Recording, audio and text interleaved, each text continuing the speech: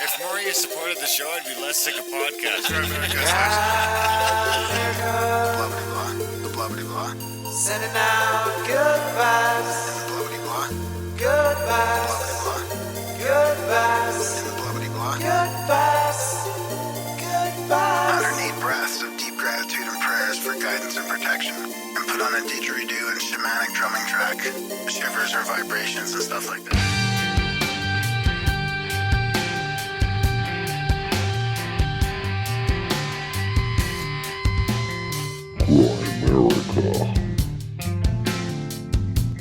What they've been doing, all these activations on me, so with these codes I have access to now, I can do the same thing to people and help them in the same way that they've helped me.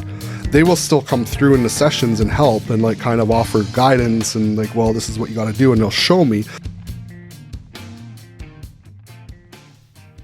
Okay, guys, welcome back to the Grimerica Show.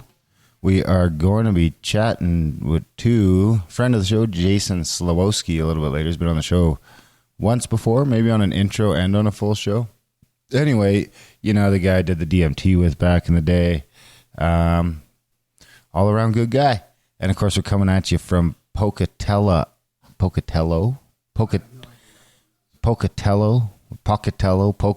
Idaho. At the kitchen table in an Airbnb, so the quality of the audio is probably not exactly where it normally is. But we got a bit of a rig set up here, and we figure we get the show out. Yeah, we got to get the show. We're on our way back from Contact at the Cabin, Magic on the Mountain in Arizona. We survived being crashed. Our party was crashed by Greg Carlwood from THC. He brought some super technologically advanced mixed up hash doobies and tried to get everybody so baked that we couldn't function at our event. Yeah, it was good. I forget the name.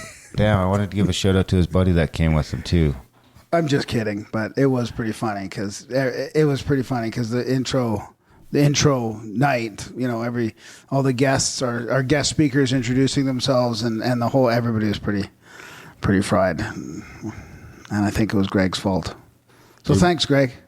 You're blaming Greg for that? Yeah. Yeah, shout out to Greg over at the Higher Side Chat. We brought these fancy doobies, like super high-tech fancy things. Yeah, he came out with his buddy from San Diego. Of course, Kyle was there, buddy Kyle from the Res. And Owen Hunt, Joe Roop, Brandon Powell. We had a great group of guys out there having a great time. It was a hell of a drive. We're not quite done it yet. We got another, I think, around 10 and a half hours to go.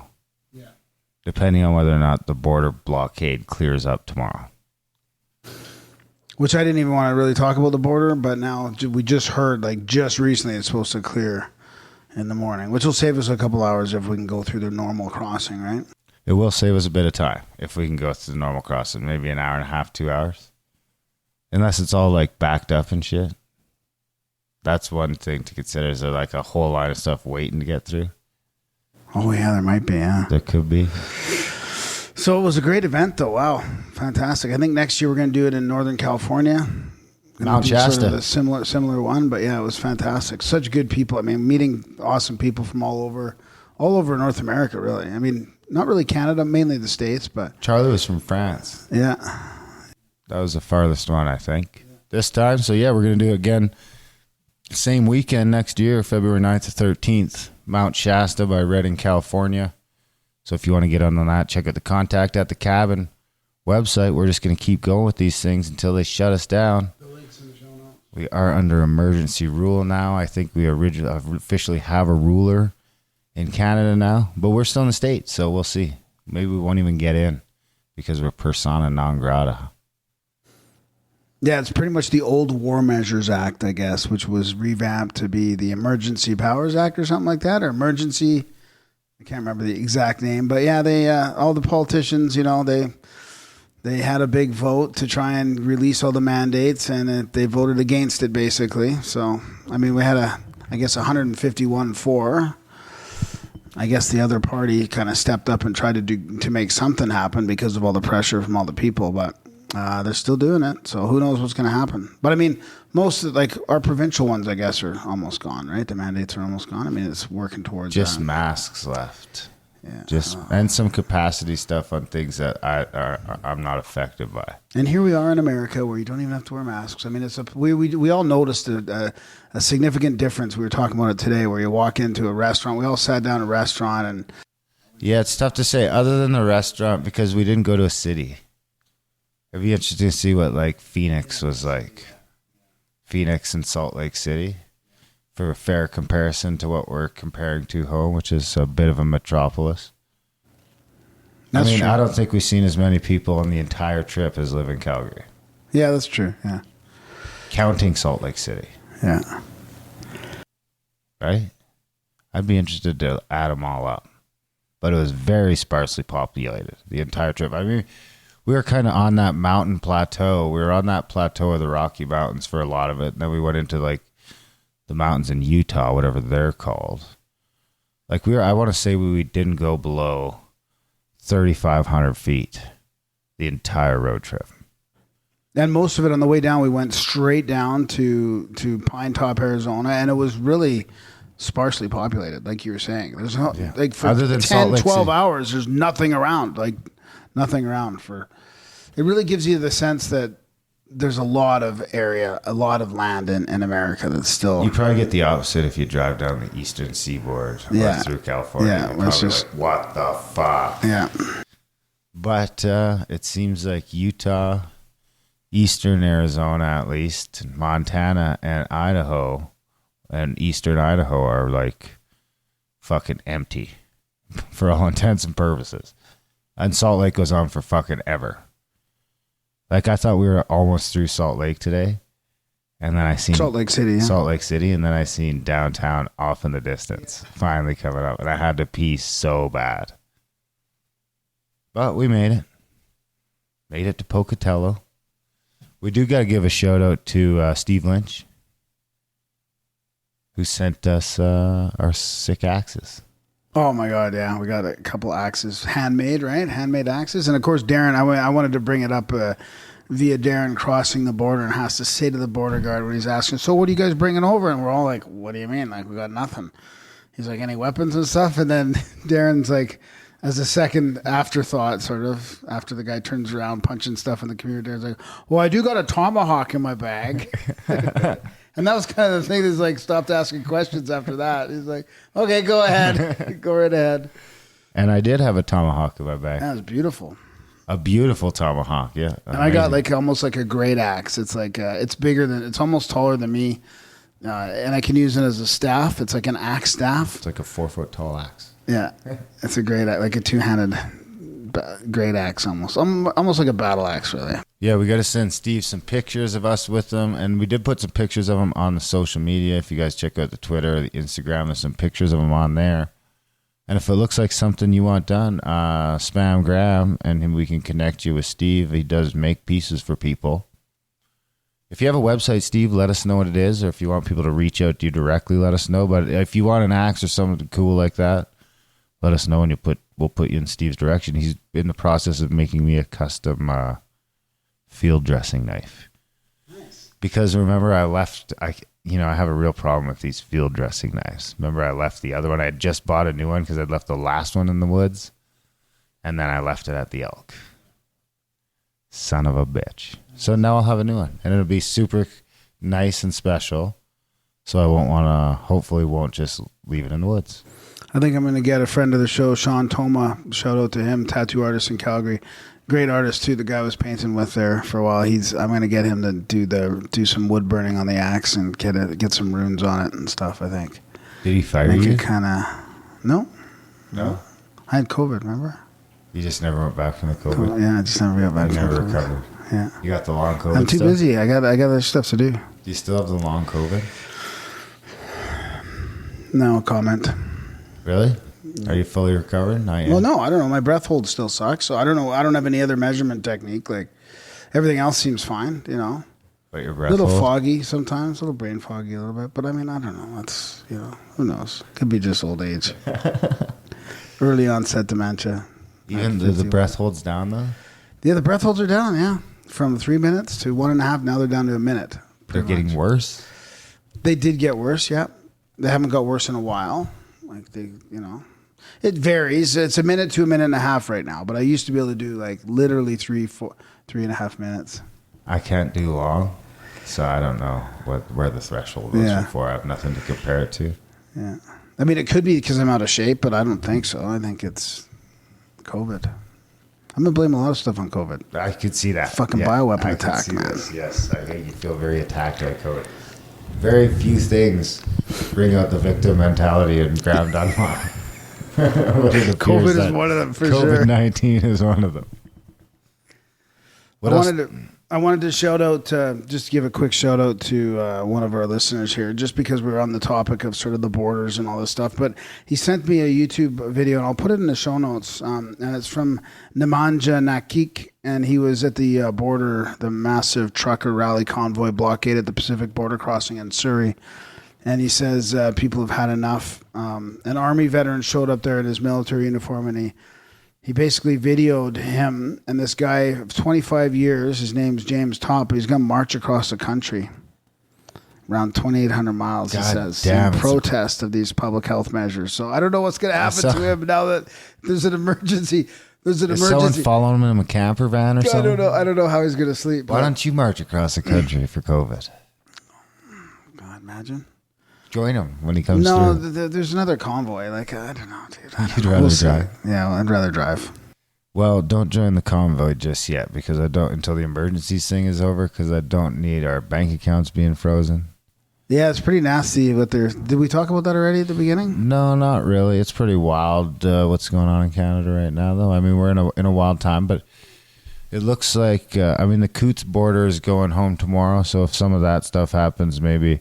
If that clears up now, Trudeau will have to. I mean, it'll be hard to keep it going if they clear it up. So, and here's the thing. I mean, those boys got her done in a lot of ways for us in Alberta. So whatever happens federally, remains to be seen. But the Alberta protest, from my perspective, seems to be successful because they might say it's not because of the trucks, but the vaccine exemption or passport system was dropped like within fucking 72 hours of them blocking that road. Do you want to talk about how they're dismantling it and what they said about it? No, I don't want to until we know more. There's enough shit flying around that it sounds like very legit way they're doing it though. Like in a way it's very. It seems like they've taken the high road yet again. And they're sacrificing maybe further protest in the way of their movement being completely sullied and then being able to use the scapegoats for maybe something worse. So anyway, I mean, it's exciting news in the sense, at least, Mom got to go out for dinner yesterday for the first time in like a year because she's been in Manitoba where you can't even test your way in. So, but I guess I'll be able to start going for lunch again. Wow. Imagine that. I'll still have to wear a mask though for a couple weeks. I mean, I'm really interested to see what's going to happen with the domestic flights and the travel in and out of our country. That's the main thing. How did you get out of the country? Never mind. I don't want to talk about all that yet. Well, let's wait till next episode when we're back safely at home in Canada. Country? We'll just we'll do a little rundown. But otherwise, maybe we should save that for the plus side of Outlaws. Yeah, that's a good idea. A couple of felonies. What? No. Jesus. Alleged. Federal offenses? I guess we don't have felonies in Canada. We might have done one of those too, though. Anyway, grammarker.ca/support. I can't touch the table here. I forgot this fucking rickety ass fucking setup. Whatever happened with Curry's podcast in a box? I know we were getting inspired to get a van or some off-road vehicle and maybe travel more. And now that I could read, I can do my job on the road as well. Really, if we had a proper setup for which it wouldn't be hard to do, really. And we're doing more and more events is the other thing too. Right? Yeah. Like if I look at I'd like to take my time and travel. Do I want to put 40,000 kilometers on my truck in events this year? Seems like a lot. Yeah. And every year after year, I don't mind doing it for a bit, but eventually. It'd be nice to have something where we don't even need this. Yeah, and flying would be good, of course, to get there. But it's not. It's nice to drive too. But as long as you're not rushing, like 12-hour days of driving is a lot. We're just in a van down by the river podcasting. 6 or 8, and stop. We could just be down by the river podcasting right now. Yeah, exactly. just cruising. Anyway, it was a great trip though. We went to where did we make it to Flagstaff? We turned before Flagstaff, didn't we? We went to the Meteor Crater. What's it called? Meteor Crater, Arizona. Anyway, it was Behringer or something. It was in the middle of Arizona on Route 66. And we did see the Petrified Forest. Listen, we tried to pop in and see this stupid crater, and like $150 and 25 minutes later, I was a little underwhelmed, I gotta say. That was an expensive disappointment. Well, of course, in America, you can't just walk, drive up and check out the crater. Yeah, you got to go through the whole. They make you go through the whole maze, the gift shop, and the museum, and try to get you to watch a movie. $25 each. Anyway, it was cool though. It was and neat the Petrified Forest was a big surprise to me. That was amazing. At first, I was like, "Oh my god, this place sucks." The first half, not great. I bet you that painted forest is actually pretty fucking dope at sunset. But other than that, it wasn't really super cool until the last two stops. The last two stops were pretty epic. The trees have literally turned into crystals. They're not like fossilized; they're like crystallized.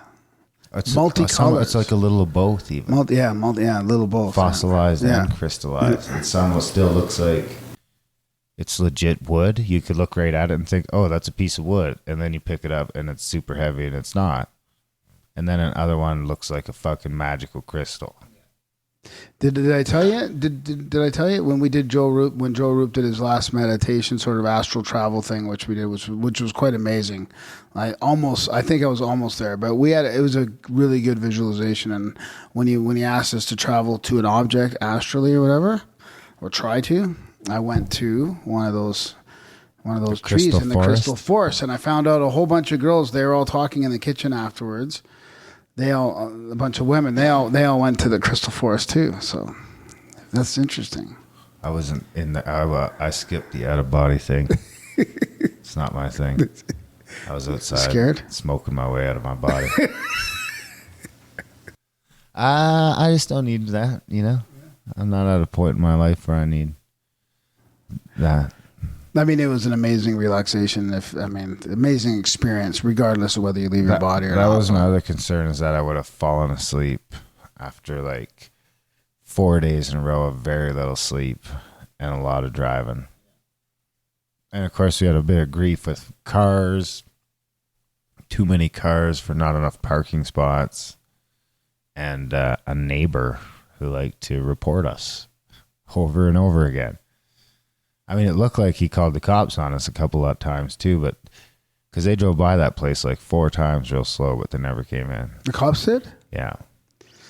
Maybe they heard the drumming and the breath work like, and the chanting and whoa, whoa, whoa. We got a cult. Another cult. Anyway, it was an amazing event. Yeah, we did the cold water plunges and a lot of people participated in that with Brandon. That was great. Had a couple pools. Shout out to Keith and Gage over at Gorilla Catering. Yeah. Russ from Brothers of the Serpent too. Pulled off another amazing meal plan for us. And Russ was there cracking us up. And everyone who came, we love you motherfuckers. Many laughs.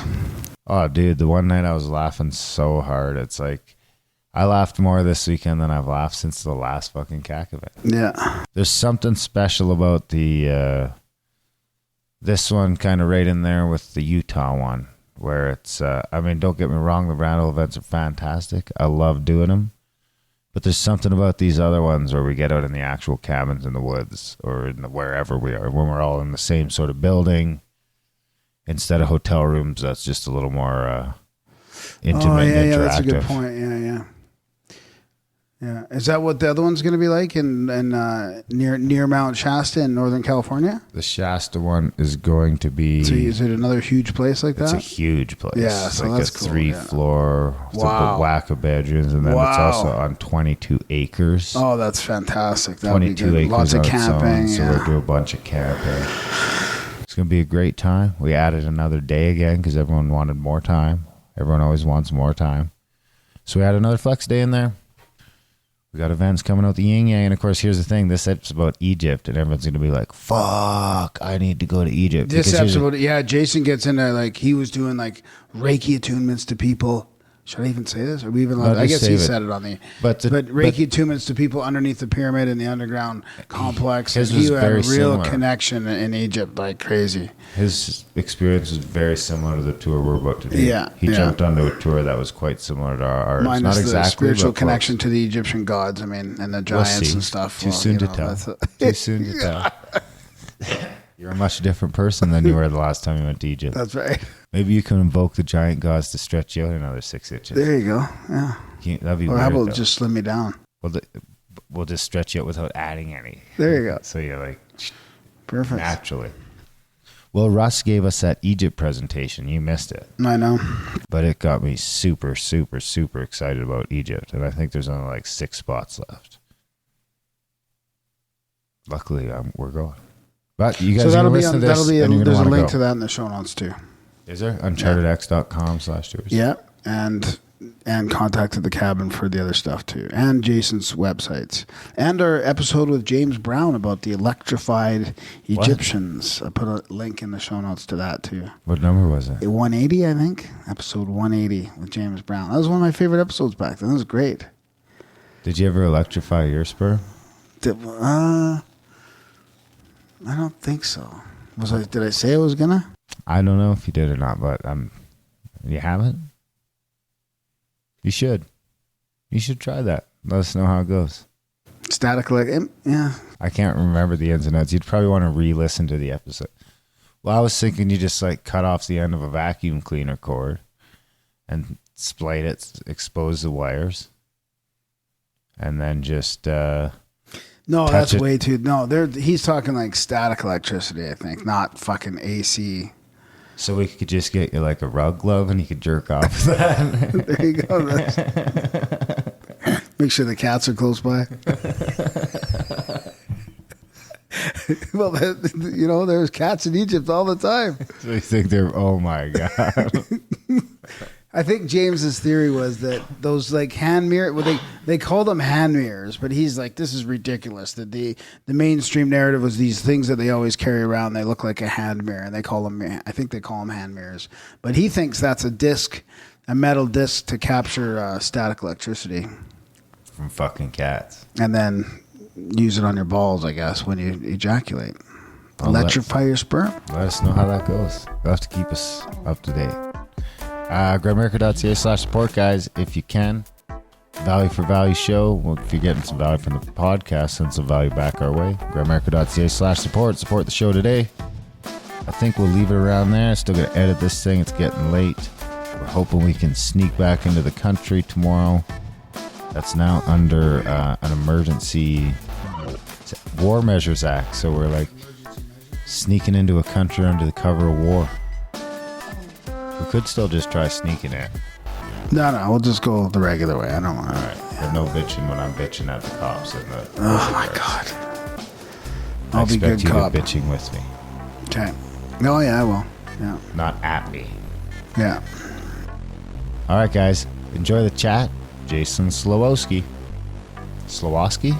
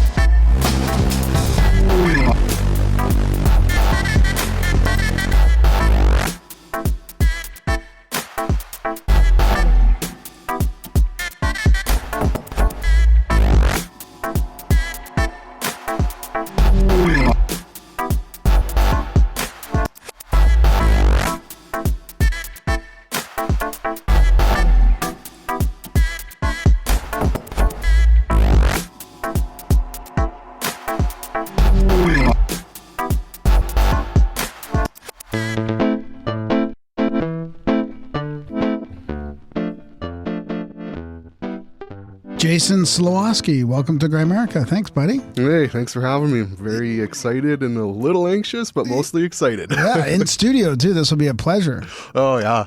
I thought it was Slawosky. I don't know. There's not a lot of us around. We're happy just to be included. No, just as long as you say it nicely. Yeah, it's Slawosky, but Slawosky. What did I say? That's what Slawosky? you said. You said it right. I said it wrong. he said he thought it was something else. In a rare moment. I pronounced the name right. Yeah, and I pronounced it wrong. Well, it's going to be nice because we did a show recently and there was a delay on the audio. It was pretty frustrating, and like every time it seems. So this will be nice where we're finally. And they might have been drunk. Finally, in the meaning where there's no delay. Yeah. So you went to Egypt. Are we jumping right into that? Or are we giving your background? I mean, you did come on. I can't remember what episode you were on before, but you were on the show before. Oh, well, yeah. Talking about chasing Bigfoot. We did. I was here when you guys were recording an intro once, like a couple years ago. Yeah. In the studio, not here. Yeah, though. not at your old studio. In that office. And I still remember that because right when we ended it, it was 1 hour 11 minutes. So I thought that was pretty cool. Like, that was. Yeah, so we ended up just making an episode out of it because it was so long. Did you? Oh, no, I'm sure we did. Yeah, I bet you we did. Yeah. I'll check. Yeah. Huh. Can you hear my chair squeaking or? No. No? Okay. No, it's not. That's why I threw that chair out and you took it out of the garbage. Yeah. So let's get into your background a little bit. Sure. Because we probably didn't even do that the last time. No. We probably focused on Sasquatch and all these other crazy things. Well, that's what happened. Fives, but Yeah, I think the last one, like I think I just stopped by to drop something off, and you're like, "Hey, we're gonna do an intro. You want to hang out?" And it just kind of went. Yeah. I started talking. I just didn't shut up until you told me to shut up. But a lot of things have happened since then. So, a little bit about me, sure. Where do I even start? I guess I would say I haven't been into the spiritual things and energy work for all that long. So I'm 43 years old right now, and it started for me in late 2015, early 2016, and why I want to make sure people understand that is because the things I'm going to talk about are pretty out there, what I'm going to get into, and the things that I've learned and the abilities I've come into and the experiences I've had. And more than anything, I think what I would like them to know is that there's not anything overly special about me, and anybody can learn these things and find a way to have similar experiences. So for me, it started out, I don't want to get too deep into the history of what I've done, but it just started out, my whole life, pretty normal upbringing, normal careers, normal jobs. Did have some experiences sprinkled throughout my life where like really bizarre things would happen, and I'd just be like, what the heck was this? Why did that happen? But it was like once in a blue moon. And just enough for me, because I kind of always had this knowing. there was something else? There was something else. I always had that knowing. I always knew there was things I was going to do when I was older, and I don't know how I knew. But then even when I would have those knowings, I'd think, okay, well, I'm just telling myself a silly story or whatever, right? But I did have some weird things happen, and but other than that, I worked in oil field, I worked in construction, I worked in law enforcement for almost a decade. Was always a pretty decent person, but not always the nicest person. It's not like I grew up with flowers and rainbows and love and light. I really didn't. And I was pretty, if you want to talk about people being programmed, I was, I worked in law enforcement. I was pretty programmed into the, all the beliefs and raised Catholic and all that. So 2015 early, something happened, and I don't know, I can't even explain what. All of a sudden, just something kind of turned on. I was like, okay, it's time to start seeking knowledge. It's time to start learning things. So First step was went to a psychic for a few readings, and she right away picked up. She's like, "You're meant to be a healer. You're meant to do energy work, and it's very powerful within you." And I was kind of like, part of me was like, "Yeah, I get that," and then another part was kind of like, "Yeah, sure, probably say that to everybody." And you just had the sense that you had to start learning more, like you had to open up and learn more or something. Yeah, it was just it started in February of 2015, and like I don't even know. I think maybe I started having. I think it was actually dreams. I started having weird dreams, and just every once in a while I'd feel like there was a presence in my. Well, at the time I lived in Airdrie, and in my duplex, and I would just, be laying down in bed and I could just feel something around me, and it was weird. That and some dreams, I think it was, just turned on this drive that there's things I need to do, there's things I need to learn about. And we met in CE5 with Celia, probably. 2016, I think. It was probably 2016. Was it that long ago? It was 6 years ago, probably. You were on the show in 2019, January 2019. January 2019. Episode 327, it was actually the Michael Wan episode, and you were the intro. It was an hour and 5 minute long intro. So episode 327, if you want to, that's when you were hunting Bigfoot and we were talking about East City Ranch and stuff. Yeah, and the Bigfoot stuff. Like, I mean, man, unless we're going to go for 4 hours, I don't want to go on the Bigfoot tangent. But they were like instrumental in my journey too, because they still are. Well, and we had many experiences together for the CE5s. I mean, most of my crazy experiences in CE5, you were there, right? I mean, you, me, Randy, a couple other guys, and at that place near Timber there, which we had a lot of them. There was maybe 8 of us there, including Celia and her mom probably, and a couple others. And that was quite early in your journey, right? Then, so 2016. If we met probably in 2016, it was like a year into your journey, probably. Yeah, because I remember it being fascinated that you had. Because just meeting you, I thought maybe you were doing this for a lifetime, I mean, a lot of people you meet, they're kind of been into this stuff for decades, you know, and I was shocked that, oh, wow, you just sort of got into all this. Yeah. Yeah, it was fairly early on, and it was just, and like CE5s is just one of those things where like, I'm sure I watched one of probably Dr. Gur's documentaries, and it was like, ooh. Richard? What's that? He always calls him Richard Gere. Oh, jeez. And that was just one of those things where it's like, ooh, that's interesting. With the Sasquatch. Ooh, that's interesting. So 2016, one of the first things I did, like after starting to get into meditation, which I started getting into meditation in 2015 trying. I didn't get it until late in 2020. So if you're starting a meditation practice, stick it with it, because it gets real good when you start to get good at it. But meditation, and then I took a Reiki class and started actually. When was that? That was like April 2016. I took the first time. Oh yeah. When did we smoke the DMT the first time? Must have been 2019. Actually, late 2019, right? Yeah, I would think so. Yeah. That was that was your first time, but my first time. And for me, like when plant medicines have been a big part of my journey, and when you use them with the proper intention, they're amazing. But I mean, including cannabis, that is a plant medicine. Now,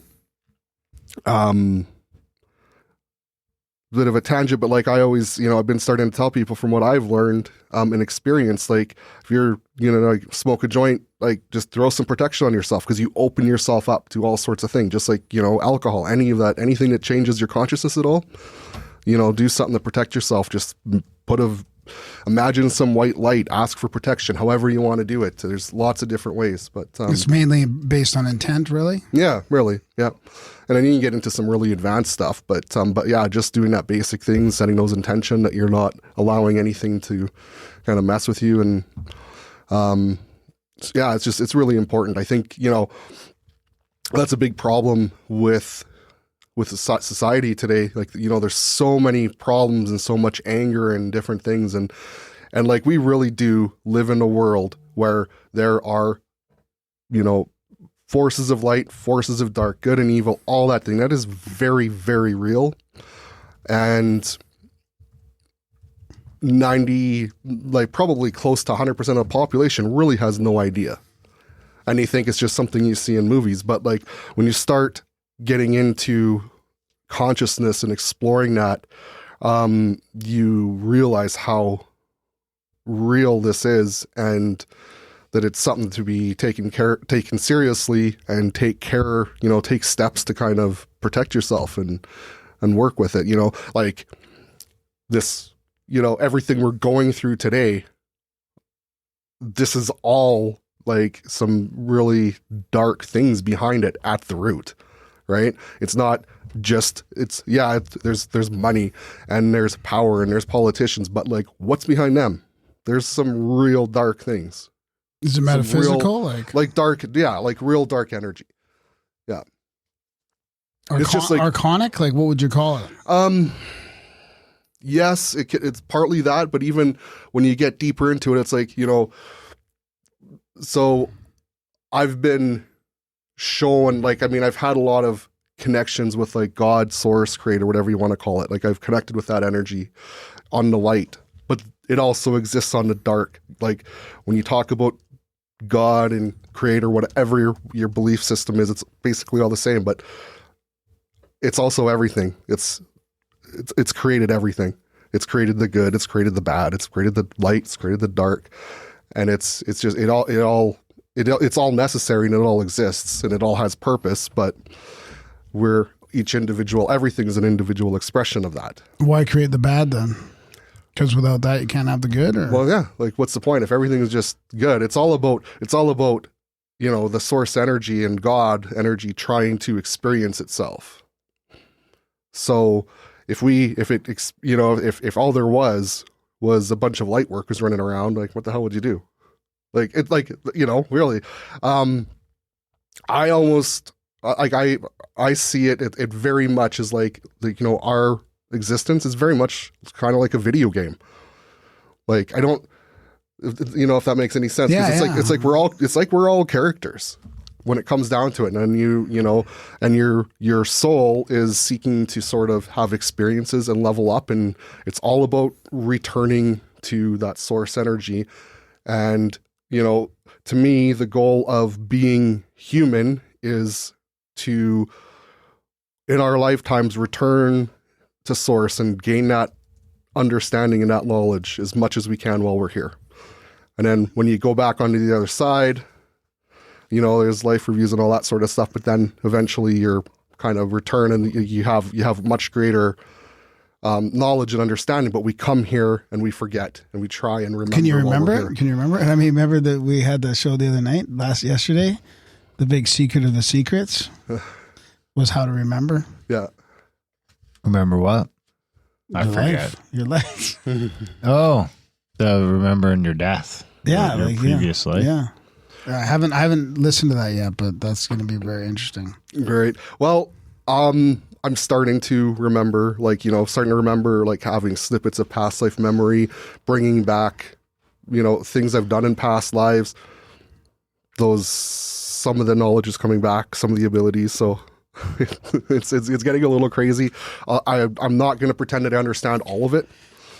Because like, going back to my journey, even though I kind of started in 2016, it's been like, even the last few weeks have been crazy. The last half of 2021 was real crazy, and then it started getting real crazy in the blue moon we had in 2020 in October on Halloween. Like, I really started opening up to a lot on that night. Up until that point, you know, I just kind of meditated, did Reiki healings, was pretty good at it, and just trying to learn.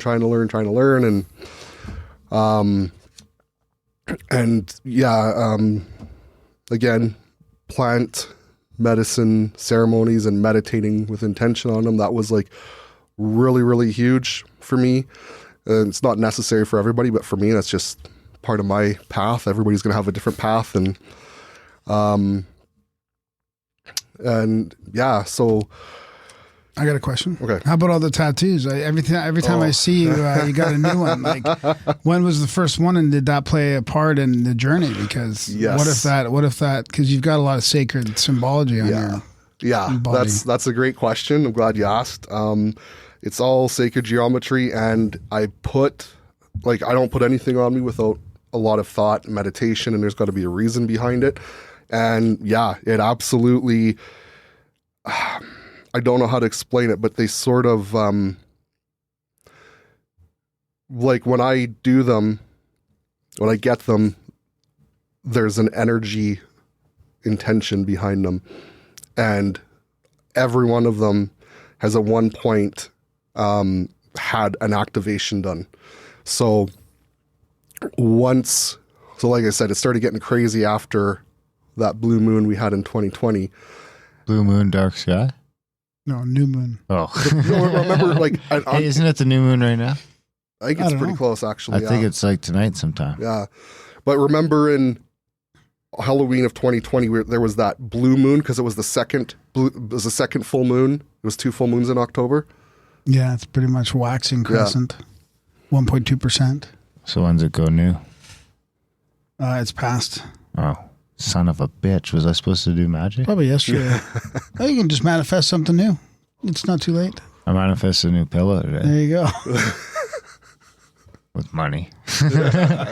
Money is a form of energy, so I know. there you go. But yeah, we had that blue moon in October 2020. That was because it was the second full moon in the same month, and it was full moons are legit very powerful. Like, I thought that was BS forever until I started noticing. It's hard to sleep for me. I have trouble sleeping. Right? So yeah, and when if you meditate, there you get a lot more powerful manifestation energy and different things. New moon good for sleeping though, right?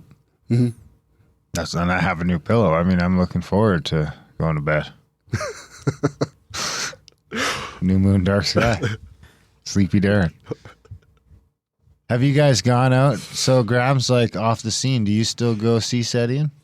Well, I mean, COVID sort of threw a bit of a kink into it too. I mean, I was getting the emails from the Vancouver guy, out in the woods. one of our past guests, Terry Tabando, and I was getting emails from him, and he's like, "Oh, I got to follow the protocols and social distance and mask." And I'm like, "I'm not going to go in this seat." Imagine I wouldn't go out there because I'm not in Vancouver, but I mean, I wouldn't be going out if. Well, you and Jake could have went though. No, I know, but. Probably still it's throwing a kink in, the organization. People just don't want to go out and hang out with people. That was the plan. As much. That was the plan. That's right. So I don't know if I'm going to do it though, because I have a bit of a different take on it now. Tim, I want to hear you guys have this out. Graham's quickly having second thoughts on the C5. Well, it's been for a while though, right? Yeah, for about 50 episodes, I think. Yeah. Well.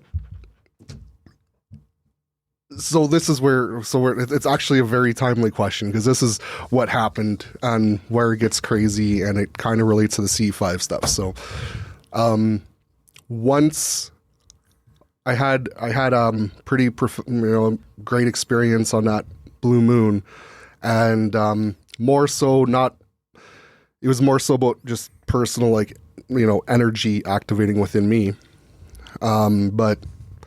Then shortly after that, when I was doing healing sessions, people started saying, "Hey, did you realize there's like extraterrestrials coming through, like energetically? And while you're working on me, I have my eyes closed and I can see them coming through and also working on me." And I was like, yeah, I kind of felt something was different. But and I mean, this is the other thing too, just going to say this right now because some people are probably going to hear what I say and go, "Oh my God, how do you know it's good and stuff?"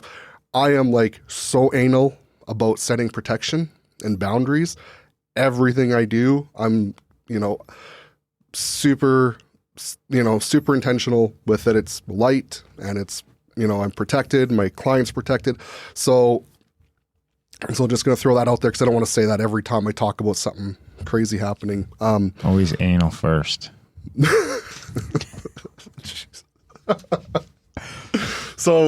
So anyways, yeah. So they started coming through in my sessions, and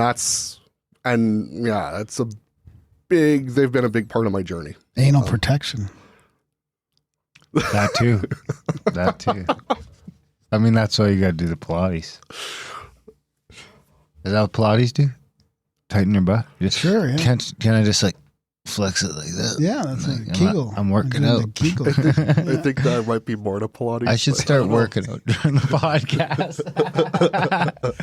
I'll You do might be careful. You might trigger some kundalini over there. I'll do those in the tongue in the top of the mouth. Sorry, Jay. That's all good. Take you off track here. So you're getting into like, yeah, this This is going to Egypt now? Are we? No. Well, We're still in the not quite C5 yet. thing. You know? Yeah. So, But I thought the C5 was going to be in Egypt. I thought that's where that was going to go. no, Son of a bitch. no. Sorry, brother. That's all right. It's good to be wrong sometimes too. Once in a Otherwise, while. it's like a movie. Yeah. It's like this. But people were saying that the aliens were coming through on the Yeah. healings, So like- yeah, I did there's a couple sessions where people were like, yeah, they're coming through, and I'm like, oh, okay, and they're like, yeah, it was like incredible, like they're doing heart chakra activations, and they're, you know, one person felt like she was like taken onto. She figured it was a ship, but she wasn't sure, and then I'm just like, okay.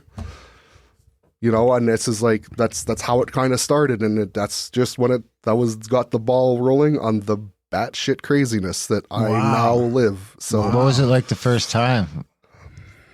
Because you got to be like, you know, you're just And is that Okay, after you're we had there all doing those some C5? Reiki. This is already like a pretty intense experience for you because you're just learning how to do it. And also, Yes. it's like, so when I got abducted by Well- an alien just now, bro, well, you got to be like, what the okay, fuck? so the very first time was I learned in 2016, and I had been doing it for a while.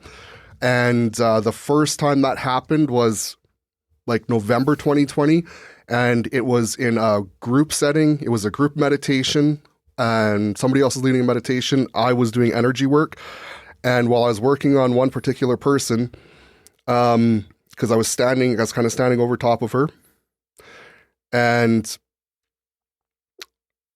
all of a sudden it was like I completely lost consciousness, and I was just in this space of pure brilliant white, and I didn't even know what was going on because like I was so gone I couldn't even think.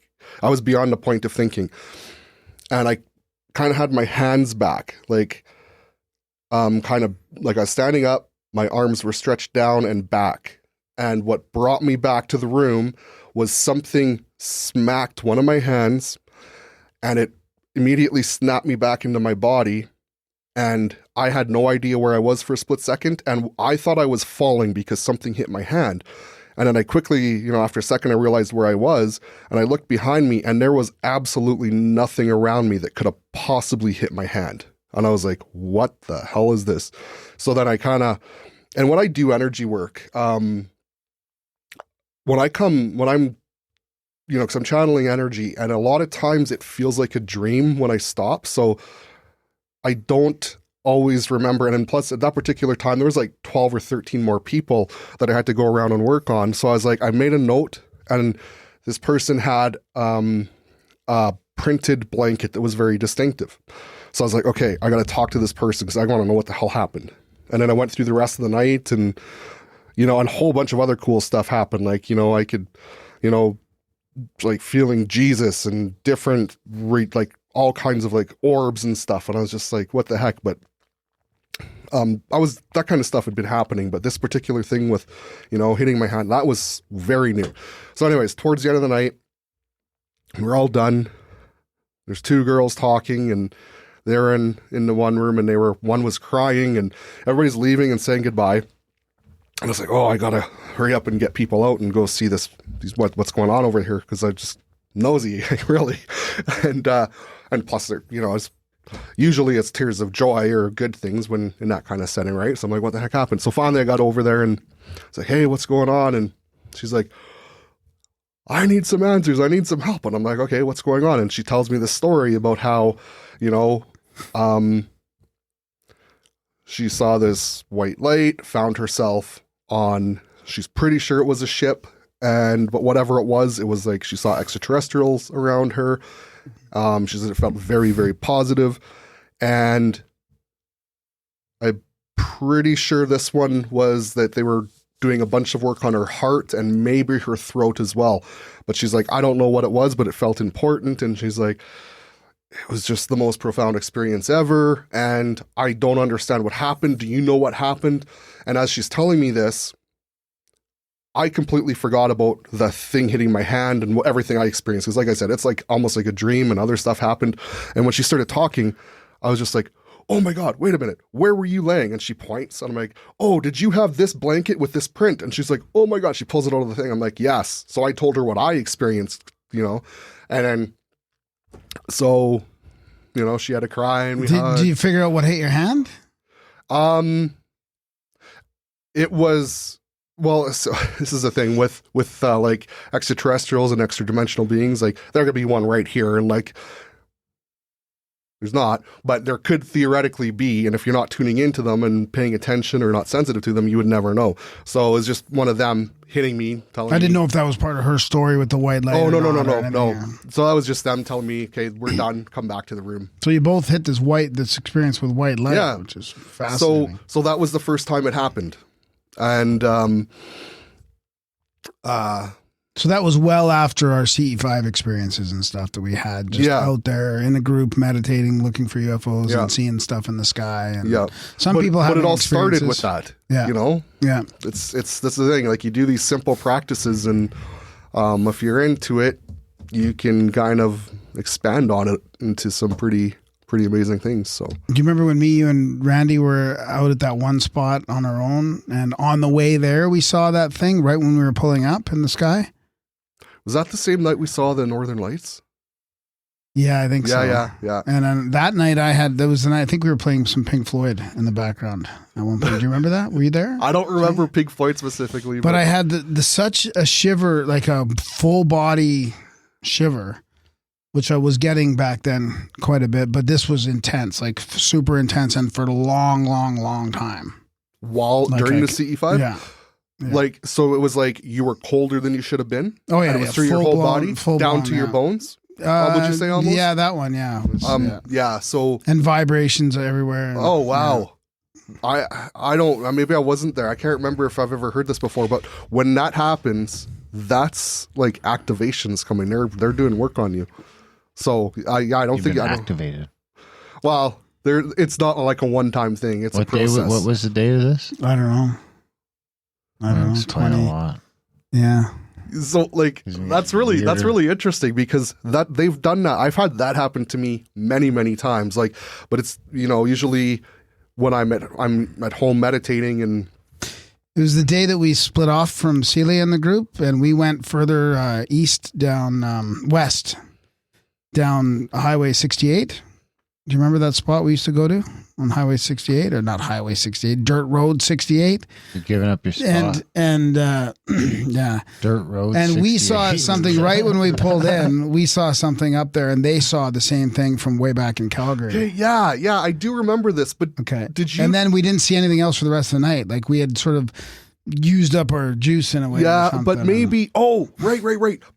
Did you share this feeling cold thing with us? Probably, yeah, I would. Or maybe it wasn't cold. I wouldn't have said cold at the time. Yeah, or it was maybe just a shiver. Or maybe at that point, it wasn't very prominent at the time. I don't think, but okay, yeah. I totally remember the night. I don't remember you. It was just the time when I could ride it to the point for minutes on end, right? Where usually it doesn't last very long, but this was like a full blown, like full body, and I was able to just let it go for a long time. Yes. So, yeah, that's really cool. Like an actually, orgasm. Yeah, kind of like a full body orgasm. Cool. So, what's your thought of CE5s now? Then, I mean, like because like I do have some different thoughts on going out there and looking or opening yourself up to anything, whether it's beneficent UFOs or ETs. Apparently, I mean that's what we go and try and find, and we see stuff, but are they even? I'm not even convinced that they're UFOs anymore. I mean, they could be all kinds of different things. Yeah, I mean, it's not an flying object, so if it's in the sky, you don't. No, but okay, no, sorry. I said the wrong thing. I mean ET because I just read it. Lame. What are my thoughts on CE5? I don't go out and do them all that often. A few times a year, 4 or 5 times a year. I like going out and doing them for people because that's one of the cool things, because like pretty much every time I go out, there's something cool is going to happen. And what I like to do, I don't like to do them for me necessarily, but I like to take people out and show them, because if it's somebody new that's never experienced it and you're like, okay, watch this, we're going to get some like pretty anomalous lights in the sky and stuff. And they're like, yeah, right. And then you show them and then they're like, it's kind of a bit of a red pill for people, right? Totally. So that's what I really like and enjoy. And it's been, like I said, it's been a few months. It's probably been, I think, probably October, September has been the last one that I did. And now I would probably be able to tune in more specifically. If we saw something, I'd probably be able to tune into it and figure out more specifically what it is, as opposed to just, okay, where there's something. What about just the act of us all out there opening up ourselves to whatever? Well, that's the thing. Or whatever. Protection. You know, if we do it, You gotta wear a condom. Yeah. Right? You Just that anal protection. put a great Get that big anal energy protection condom on. over the Wrong side. entire group. Well, yeah, it's you know, if you set the intention for protection, And I know we're out there with love and light and all that. Like, I know there is that intention, but That's when you're most vulnerable. You're love and light and waiting for Mother Earth to save the day. And you get fucking steamrolled. by an authoritarian government, Yeah. forcing you to take jobs. Fuck, I wish those truckers were here now.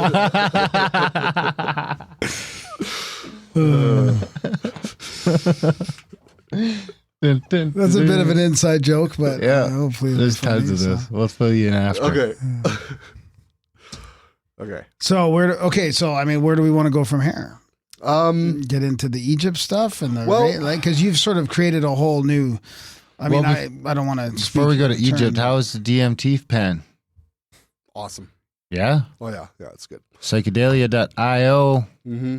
Shout out our Where- buddies over there. We're not going to say who or where or how. Psychedelia.io. Yep. Of course, DMT pen. Yep. It's always in the show notes too. Definitely recommend. So this is like a convenient sort of way to hoot. Mm-hmm. The smoke DMT, yeah, I haven't tried it. I had a sampler that someone that they had sent me, obviously, and I gave it Jay. So because I'm not ready yet. I mean, how much of that is? I'm is still a part waiting. of this? I'm still So, waiting. okay. I think it'll be sometime this year, but I think I'm going to do it in my camper out camping. Yeah, good.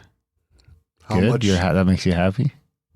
Yeah, So the thing with plant medicines, okay, this is the key to them. They're not, you know, yeah, but is that considered a plant medicine if it's DMT? if it's the synthetic derivative of a plant? Why is it synthetic? Or Well, is it's it still- synthetic? No. It's just an extra. It's just extracted. It's Yeah, an yeah, extract, yeah. then it's put in this liquid suspension, and then put into a vape pen, right? So it's still Okay, yeah, it's still Still the natural, same so it's still DMT, plant yeah. medicine. Yeah. yeah. Does that mean cocaine? But it comes from your. plant But it medicine? comes. Yeah, exactly. But no, I think you do way more shit to cocaine. I don't know, maybe you don't. No, but I mean, if we pure we have cocaine's endogenous not bad. DMT, then What's that? DMT's in our bodies too. It's Yeah. endogenous. I'm not so- condoning or endorsing cocaine. I don't do cocaine, but you know, the pure stuff was never as bad. No. Yeah, I mean, that's the thing. I've never even seen it, but yeah, I mean, I would suspect, strictly just spitballing here, but I would suspect like even that you could probably, if you had it without a bunch of added crap in it, and you were to do it and meditate, I would imagine you would have a. Could you pretty grow it here, profound- you think? I don't know. Can I I grow don't a know cocoa damn plant? thing about it. Can you grow a cocoa plant for me? Not to make cocaine, but then we could Chew on the leaves. chew on the leaves when we're out Go for mountain hiking, climbing. yeah, mountain climbing. I mean, you could use something. You could use something out there. Let's be honest. Hey, once I get over my long COVID, I'll be fine. Yeah, what's that? Like, about 6 months. That's gonna be my excuse. month My excuse. 5 of long COVID. So did I answer your question? What were you asking? We're just getting started, really. What big of was a part? What did you mean? Like the plant medicines in general? Well, I guess it's just like when you say plant medicine, I agree that ayahuasca falls into that category. Not to be specific, but DMT, extracted DMT, I don't know if it would. Yeah, absolutely. Okay. It's literally a piece of the plant. And even when you look, the DMT molecule compared to like magic mushrooms It's very close. are very, very, very close. And, you know, and like, yeah, cannabis is also plant medicine. Doesn't get the respect it deserves, but use it with intention. Does around here. And it's extremely potent, and it can help you kind of advance yourself. But the key is you don't want to become dependent on them. You don't want to be like using them all the time. You want to have those experiences. Yeah. So it's like, so this is the way it's like blazing a trail, right? You get to where you're going to be. Okay. You have that experience, and then when you come down, you bring it back, and like you journal about it, try and, you know, meditate on it. And then in your sober meditations, try and get back to that same place. And what happens is after, like, we could talk for hours just on plant medicine, but like what happens is eventually you get to places where you get to the places sober in meditation or just or doing energy work that you used to use plant medicines for. So now, but you've raised the bar. So when you do your plant medicine journeys, you're going to a whole new place, and it just both keep escalating. So like the energy work, the meditations, anything I do now, 3 years ago, it would have been a mushroom experience. Now it's just, you know, all I have to do is close my eyes and set the intention to do things. So, you know, does that make sense? Yeah. Totally. Yeah. And that answers my question about the part DMT played in this whole journey. Like, it seems like it played a bigger part than I thought. Oh yeah, it was massive. It's like, yeah, I mean, you know, DMT, I mean, again, not for everybody, because it's a really intense, a very short but super, super intense experience. But it really blows something open in your third eye and in your consciousness. And like for me, once I did DMT a couple times, then cannabis became extremely psychedelic. Like it was a whole new experience. Like not even, you know, because yeah, it just changed everything. Did you change the way you're smoking cannabis or in consuming it? Well, just that the biggest thing was that right after, I just remember the first time after I was probably the same day, to be honest. And I smoked it, and I just remember these waves of energy going through me and seeing all these colors when I closed my eyes. And I was just like, this has never happened from smoking pot. And also just a disclaimer, I in my life, I'd use pot on and off. I would go years without smoking any marijuana. And then I did DMT the first time in October 2015. And then like a few months later was the first time I ever did mushrooms. So it's not like I've been doing this all the time. Like I was programmed. I thought I was actually, to be honest with you, the DMT, I watched the Spirit Molecule documentary and I was like, I got to try this. I got to experience this. And then, you know, it was profound. And then I was actually scared to try mushrooms. For some reason, I don't even know. It sounds so silly to me now, but I literally, like, I was so nervous about doing mushrooms, and like the people I did it with were like, dude, how can you do DMT and then be scared of mushrooms? Like it's the other way around. Like DMT is the one you're more apprehensive about. But like I was so programmed, I was scared of mushrooms.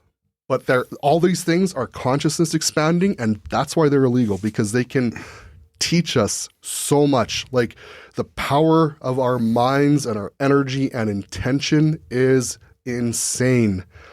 Like absolutely mind-blowing what we can do just by, you know, exercising our consciousness, and the plants will teach you that. We had a guy on that talked about he's got a protocol for mushrooms. He's got like a modern sort of secret society type thing. I wouldn't call it secret. It wouldn't be secret. I guess it would be an esoteric society or something. His name is John Lamb Lash, and he was talking about doing mushrooms. His way is you do them out in nature, daylight or nighttime. I can't remember. I can't remember if daylight or night is a thing, but you don't close your eyes. Keep your eyes open. Standing.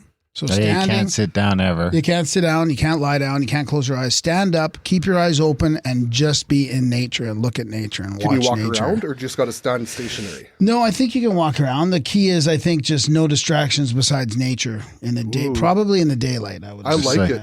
Daylight 6 nature, hours just standing standing only, there. standing and just absorbing the mother, basically connecting with Mother Oh, wow. Earth. I'm gonna have Mother Earth and the great light. I'm gonna have to look into that. That actually sounds really, really Just go amazing. trip on some balls and climb up in a big old redwood tree. Eat a bunch of mushrooms. I get into it. Well, like, yeah, I can just kind of like tuning into what that would do. Like that does sound really amazing. I mean, I've done them out in nature, but usually it's with somebody and we're chatting and stuff. So yeah, that sounds like it'd be. I might pretty eat some amazing. mushrooms in Arizona. Stranger things have happened. So okay, let's get to. So we've gone through all that. I guess Egypt now. Your Egypt Sure. trip. How was did that pretty happen nice. anyway? Because I didn't even know you were going or anything. It was just like, boom, bang, I went to Egypt. Oh man, there's so much weirdness behind that trip that don't want to even get into. But Why not?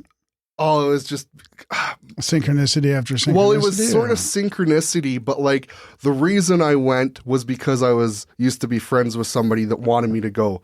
And then we had a falling out and I wasn't even going to go. And then one of the other people that was going, like I was like, it was literally like a week and a half before, because I honestly thought the whole thing was going to be canceled. So I just had my deposit, and then like a week and a half before, it was kind of like, nope, it's still going. And I was not sure if I was going to go. And somebody was, and actually the girl I was dating last year, I was like, nah, I'm just going to cancel, get my deposit back, and told her that, and we were talking about it, and she's like, oh my God, no, you got to go. And I can't remember what I said to her, but she's like, no, you have to go. She's like, I'm just feeling it in my soul. You need to be on this trip. And thank God she told me that, Wow. because otherwise I was going to cancel. Did you have the Ankh tattoo on your wrist? I before, did. or- I yeah? did. And it's funny. These things, when I do energy work and they get lit up, it feels like I'm wearing watches. But yeah, so the Egypt trip, like, so working up to that. So for that time, so I started having more and more, so this is where it starts getting crazy. This is her? Huh? Yeah, you're like, oh, that didn't start already? Oh, we were UFOs and Sasquatch Well, and downloads and the yeah, okay, now it's gonna right? get crazy? Now it's going to start getting crazy because, like, I like they're, so I have a meditation pyramid, and I've had this for a few years. This I made it well before I even thought about going to Egypt, but I was like, I need this. I've got a meditation pyramid that is little over 6 feet wide and about chest height. It's the same angles and dimensions as the Great Pyramid, and it's filled with crystal. It's made out of copper tubing. So it's very powerful. It creates like a vortex when I do things in it. So when after all this started happening, so through early 2021, I'm like, hey, hell yeah, ETs want to work with me, and they're very bright, powerful light beings. I'm like, I'm embracing this. So and I always tell people, because like some people are freaked out. I just, people want to do a session. I'm like, okay, this is a possibility. Are you okay with that? Or would you rather they don't, because we can just work with angels. We can work with whatever you want. But yeah, so I started doing a lot more sessions and like kind of bringing them in and, requesting their help. And they're pretty eager to help depending on who the person is that I'm working on. And they also started coming through when I would be meditating by myself. All kinds, like ETs, angels, archangels, elementals, all kinds of different experiences. And they started doing, so like how you were describing that cold, they started doing that to me. And I've had so many experiences sometimes it was colder, sometimes it was heat. Sometimes it was so intense that it actually, the next day, my whole body hurt. But they never, ever do it to the point where like if I was to ever be like, that's enough, it would be over. It was never beyond my control or against my will. It was never rape. How was your bum the next day? Okay. Never got into Reiki. How was your anal protection? Was it okay? No, I used to call Grandma Rakist. Because he'd be like, I'm giving you Reiki. I'd be like, don't give me Reiki, bro. I didn't ask for that. Before I forget, you know what happened to me before? Long distance Reiki, right? Right. He just texts me, I'm Reikiing you. I gotta just before do I it. interrupt you. Yeah. Before I learned Reiki, I was meditating in a pyramid with a bunch of people, doing Egyptian meditations, like chanting of Hathor and Hecate and all that, and I had this lady doing Reiki on me. She's part of she's a psychologist now, I think. Touching the Light is she's also and my Reiki teacher's a doctor. Like, so these two women, fantastic women, educated to PhD level, doctorate level, and energy healers, right? Yeah. And she did Reiki on me, and I could feel her. She didn't touch me, of course, but she was going around the pyramid, and I felt her spiraling touch down my head and my shoulders in the pyramid. And I was like, what just happened there? Like, we're meditating in this pyramid. She's going around doing Reiki on everybody. And I physically felt her touch on my head and shoulders. So that got me into Reiki and everything back then. That was like what really turned the tide for me. It was like, oh my God, this is like, there's something here. And I knew part of it might have been being in the pyramid and the meditations, but just the fact that, you know, you could physically feel that energy was enough to just push me over the edge. And that's a great point, because that's one of the things, it's like once you experience something like that, when you experience feeling energy and people aren't actually physically touching you, you can't unexperience that, and it just changes things. Exactly, because it was so pronounced and for long enough that it wasn't just like my imagination. Yeah, absolutely. Yeah. So when you were talking about these elementals and all this stuff, was that from your pyramid meditations at home? Yeah. And how did you visualize them? Well, I didn't have to visualize them. I was perceiving them, but and sometimes, I mean, and this is the thing too. Like, you don't always see. So, like, another thing I would just throw in to people is don't compare your experiences to mine or anybody else's, because everybody's a little different. Some people see, some people hear, some people feel, some people know. And even when you see, like, some people will see physically in front of them, and some people will see it in their mind. But it's almost like an ongoing memory. Like, it's like they don't see it, but it's like a memory that's playing out. You know what I mean? Like, it's so yeah. What I was perceiving with them, sometimes I would see them. Like, have you ever seen them when you're awake physically, like with your eyes open? Physically, or is it like yes, I've seen the energy, it's almost like a sort of like a shadow, but it's white, or like translucent. I've seen them that way, but like to see them like you and me and all of us sitting here, no, I don't think so. I don't remember it. But what have had is when you, with the eyes. So when I meditate, it's almost, I feel like it's almost like the astral realm is, I can see into everything. And then I've seen them that way, where I can perceive them that way. More than anything, it's been, just knowing they're around, and they've touched me a lot. Nothing, Darren? Okay. No. You gotta let some go. Yeah, okay. So when they first started, so like, wow, see, this is just actually just hitting me now, because this feels like it's been going on forever, but this has started October 2020, and so we're talking a year and 3 months, but it feels like so long. So early 2021, when it started happening more and more, I would be in my pyramid meditating, and sometimes it would be with plant medicine, and, which would be like, cannabis or whatever, but it just opens me up so much. And it was so new. And I remember some of the times when I'd be doing these activations on me, and like feeling this crazy energy, it really got scary. Like, I won't lie, like, it does get scary. So that's one thing where it's important to be absolutely confident in your protection, because when you're really confident in your protection, it's so easy to go, I'm just going to let this happen because I'm protected.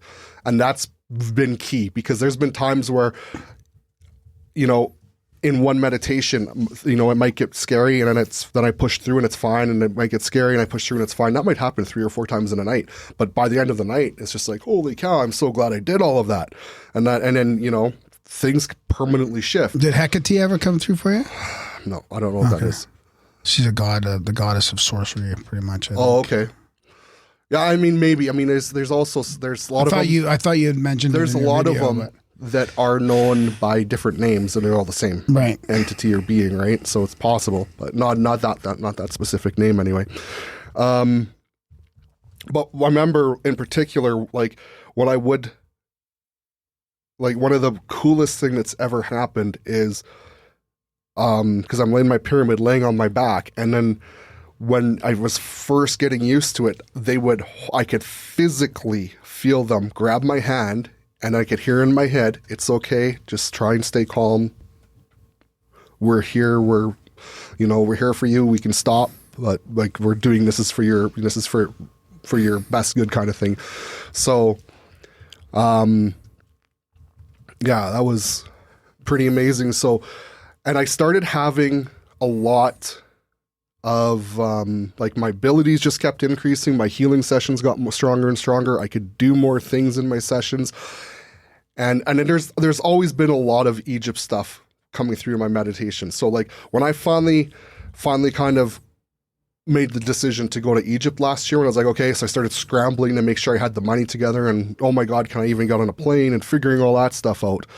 So that was June of last year. Yeah.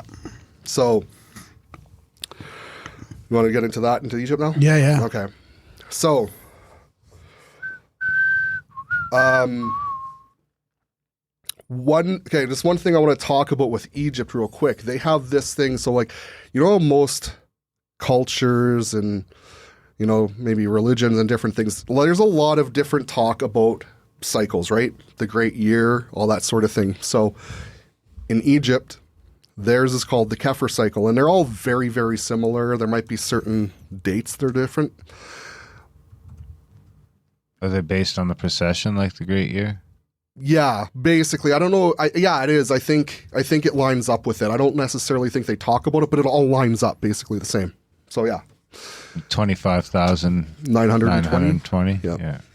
I can't remember. I'd have to check about the specific years, but it's something like that. Like it's a great long period. So the idea with the Kever cycle is it's like, big circle. So we start at the start, like, so if I'm on a clock at 9 o'clock, that's, flat, and it's like we're coming into light at the top, you peak in the light, then it starts switching towards darkness, and then at the bottom half of the circle, it's the dark ages, and it's over and over and over again.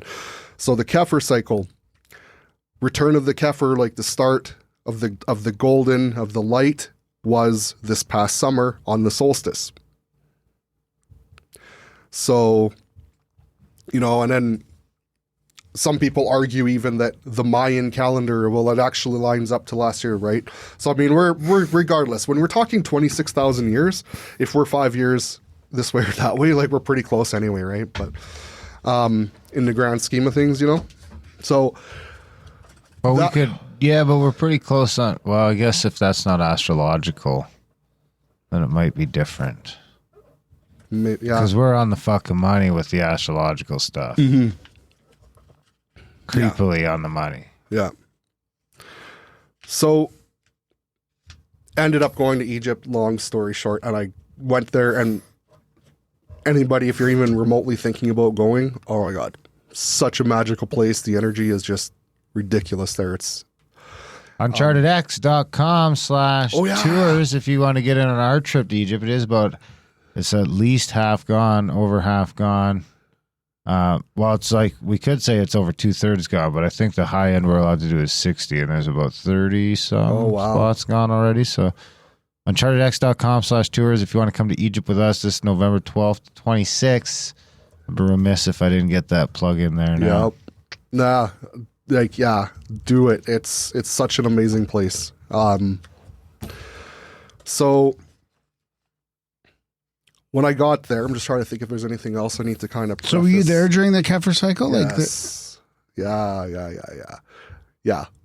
So, and the hotel I was staying on, the balcony, like you get on the balcony, and I look to my left, and there's the Pisa Plateau.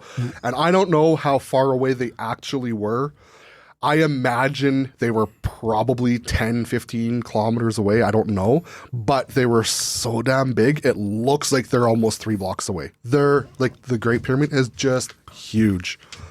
So I'll tell you, when you go to Egypt, not just the pyramids, but you go into all the different places and you see, it's one thing to see on TV. Oh, well, this is 70 tons. How did they move it? It's like, yeah, how did they move it? When you're standing beside it, you're like, what the hell? How? And not to mention, like, you know, what's the one place? Oh my God, I'm so not a scholar of Egypt. I don't remember. Is it the Serapeum? Yeah. I think that's the one I'm thinking of. You go down, into, like, it's down below ground, and there's hallways. Yeah. I hope this is the right one, because I'm going to sound like No, it is. Yeah. We're and going on there either too. way, they got the boxes on either side. Yeah. Okay, And good. it's like a straight Yes. You have road to, like- going down the middle that you can drive a I Volkswagen think you have to bug like down. go around one to get in. Yes. Okay. Yeah. Yes. This is the same place. Good. So I got the right name.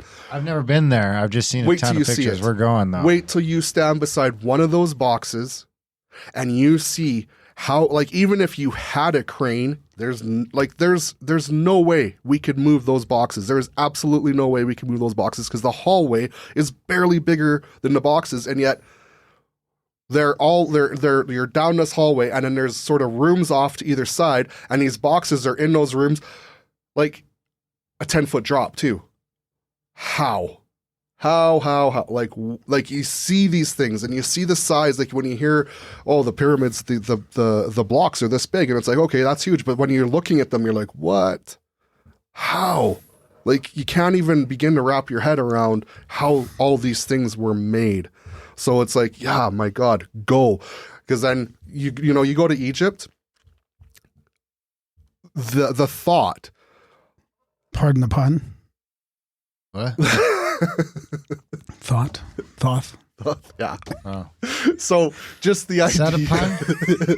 Yeah, I it don't was. know. If yeah, It's like I knew what he meant. No one else did. Oh man. So, but like, it erases any doubt. If you're like, was there advanced civilizations before? Could they do more than we can do now? You go to Egypt, like, yeah, you like, if you go there with open eyes and an open mind, like, there's no way that, the history they try and tell us is true. It's just, we don't even need to go down that rabbit hole. But yeah, like, when you go there and you see these things, it's like, holy cow. So anyways, Keffer Cycle they're saying, starts on the solstice of 2021. So, okay. A couple things in Egypt. You guys probably know this. You can't go to a sacred site and meditate, because it's something about, the religious beliefs and that. You can do consciousness exercises. So I did consciousness exercises. And the other thing is, there are, numerous boxes and sarcophaguses in different places, like, say, the King's Chamber, right? And if you were to give the guard a little extra scratch, you might be able to do a consciousness exercise here or there. But we'll get to do that for sure, because we got that rented out after hours for the group. Won't be able to talk about it, though. So, yeah. So I did get the opportunity to do a few consciousness come after you exercises. Well, no, they're not going. What's his name again? The hooker lover. So, anyways, what's his name? The guy that Von Daniken used to bribe with hookers. The main guy? Zahi Hawass? Zahi Hawass, yeah. Oh. Julian's always dungeon. really? If yeah.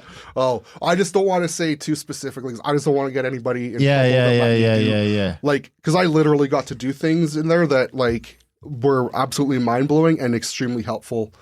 Because, like, I'm not on a tangent, but, like, some of these boxes that I got to experience, when I meditate and I can put myself back in them, and I can project myself places.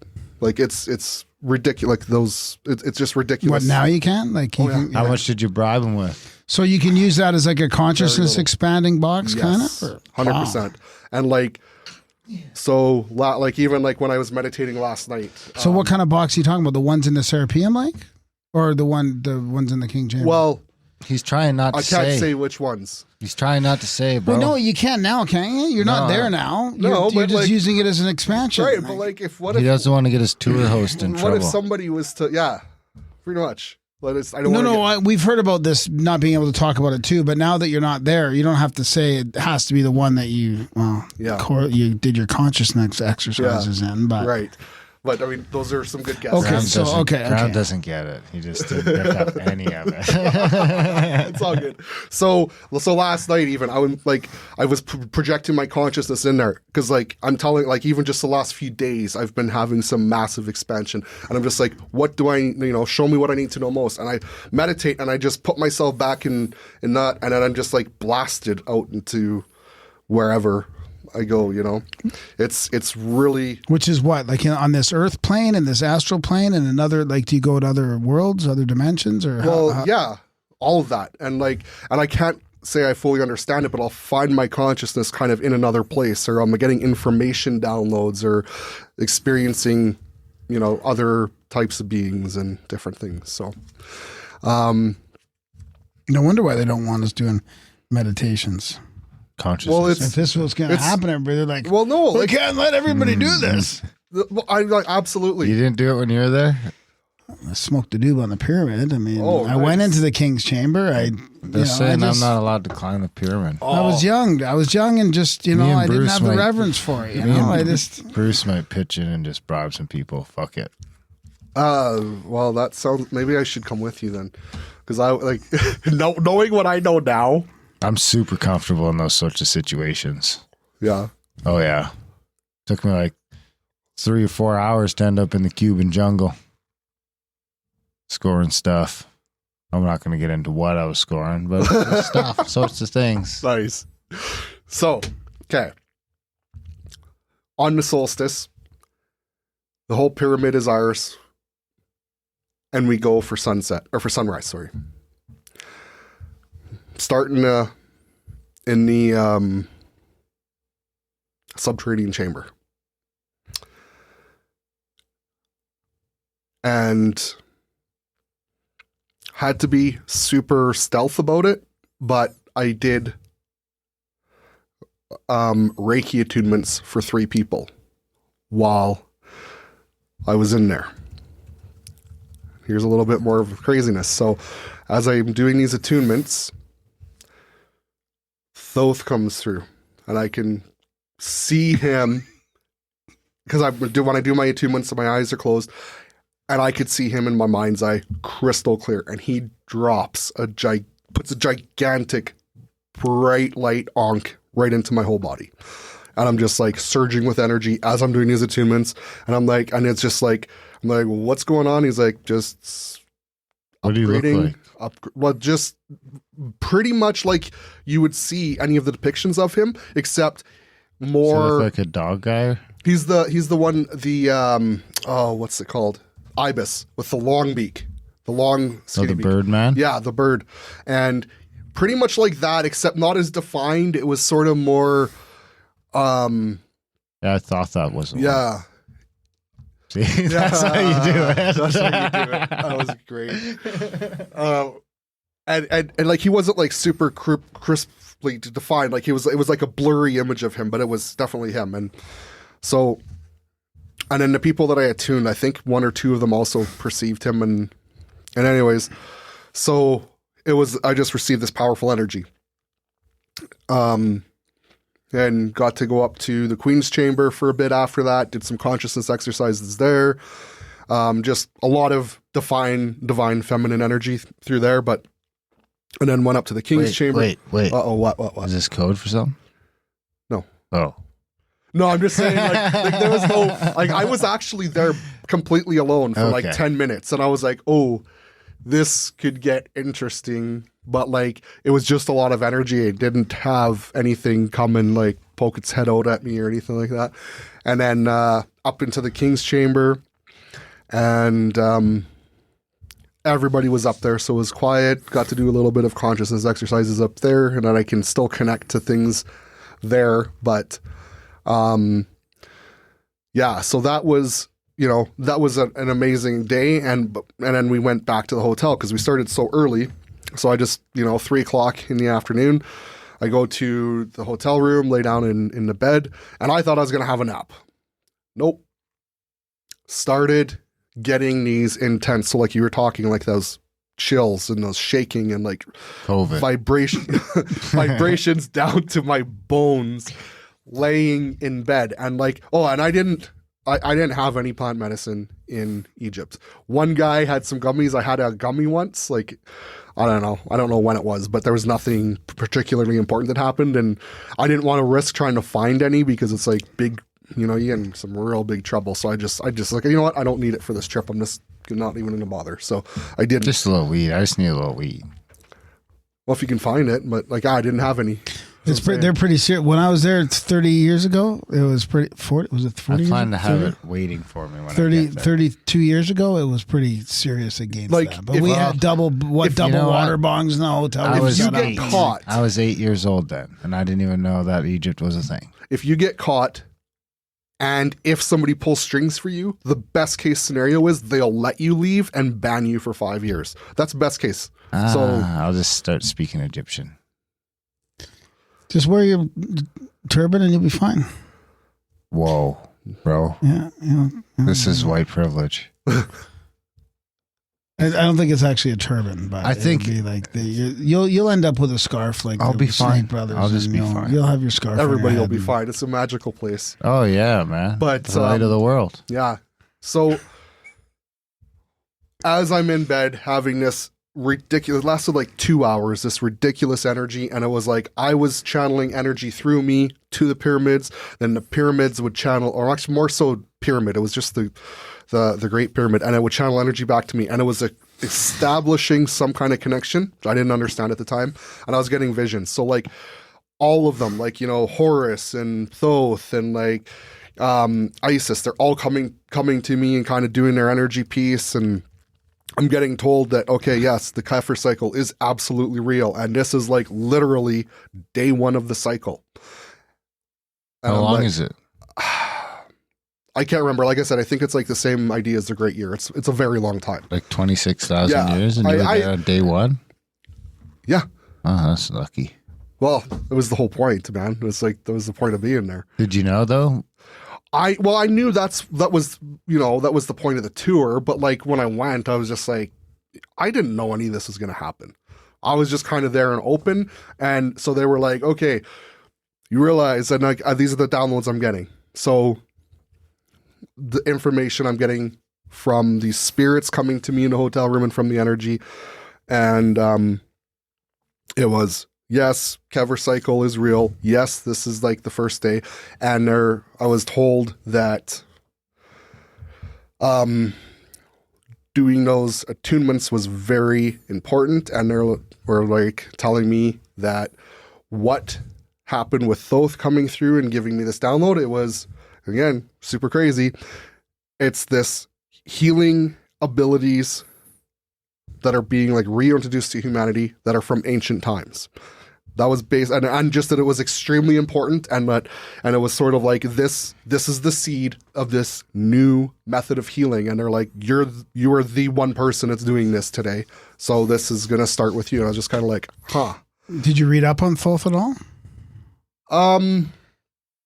Before, well, He was instrumental, or she, sorry, was instrumental. Thoth? Yeah. Assumed gender. No, they say goddess in here. for Thoth. A guy Yeah. could be a goddess. Anyways, well, what did they say? Was instrumental in the birth of the original 5 gods of Egypt. You sure they're talking about Thoth? Yeah. Oh. Thoth in the written word. Yeah, Thoth created the written word people use to Yeah. record their history and keep track of their daily lives. and he's supposed to be the god of like knowledge and wisdom. That's supposed to be his thing. Thoth invented the word The word of God. and gave it to humanity. While in others, Thoth was the creator and his consort, Sesat, gave words to the people. In still other variations, Thoth was the creator, but Isis or Osiris gave words to humanity. In every case, Thoth is the creator of written language and the literary arts, both for humans and the gods. Thoth was therefore linked with the concept of fate, even though this responsibility was shared in different variations of the myths from different eras. Huh.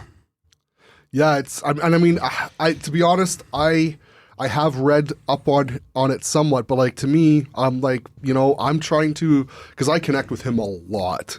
He comes through for me often and been a huge part of my journey. And I'm like, as I get more tuned into things, I kind of want to learn about him or about any of it, anything. I would rather learn directly from experience, but.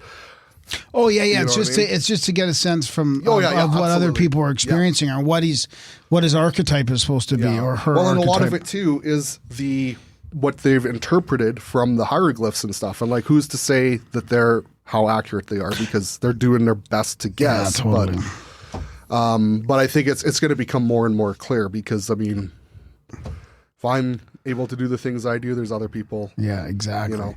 His home in the afterlife, known as the Mansion of Thoth, provided a safe place for souls to rest and receive magic spells to help them against the demons who would prevent them from reaching paradise. Bastards. And his magic was also instrumental in the revitalization of the soul, which brought the dead back to life in the underworld. Huh. Yeah, it's pretty interesting first encounter with, one of the OGs. Are you going to try and do that when we go? Pardon me? Are you going to try and do that when we go? Maybe. Yeah, maybe. Anyways, let's continue on with your. So maybe if I end up coming with you, maybe I can help everybody kind of have you guys these aren't crazy raking experiences. What's that? Oh, it's not even Reiki now. He's got a new. No, version it's not way even. past It's Reiki. so beyond. Reiki's amazing, but this is what I do is a little bit beyond. I still teach it because it's just like the greatest thing. And that was not my first experience. That was like I've had so many when I had these, like I said, like the tattoos get energetic activations. He came in and did these for me. Who did?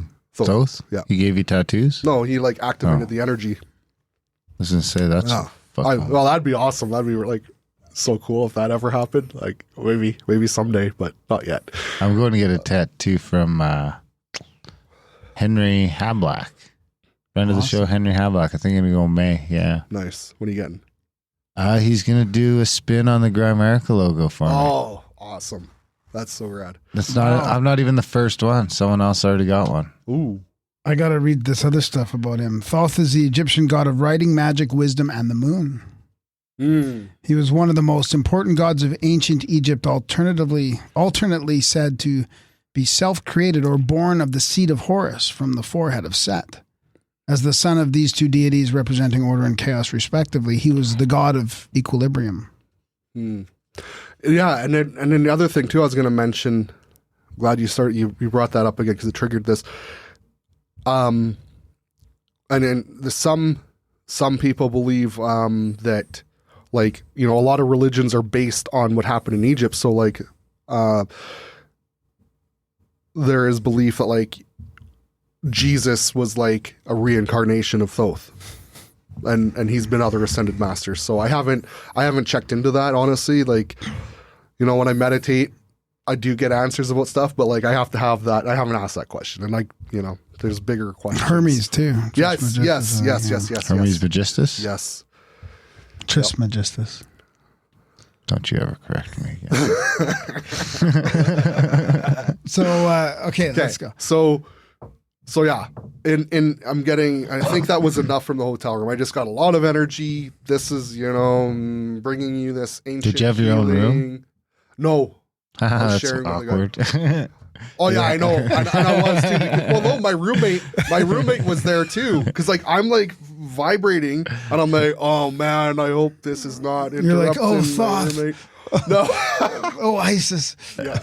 No, I didn't. He's like, oh, Jay, shut the fuck up. I'm trying to sleep. He didn't even notice. Like, he was just, cause I asked him after, I was like, dude, like, there's a lot going on here. Did you notice anything? And he's like, no, I was sleeping.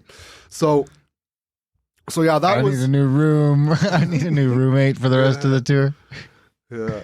So that was, as far as Egypt goes, so that was the most significant thing for me while I was there. So I did some weird stuff. Like, I don't know why. I just knew I had to do this. There's a few things like as I was going, I was focusing on just soaking up the energy of everything. Every site I went to, soaking up the energy.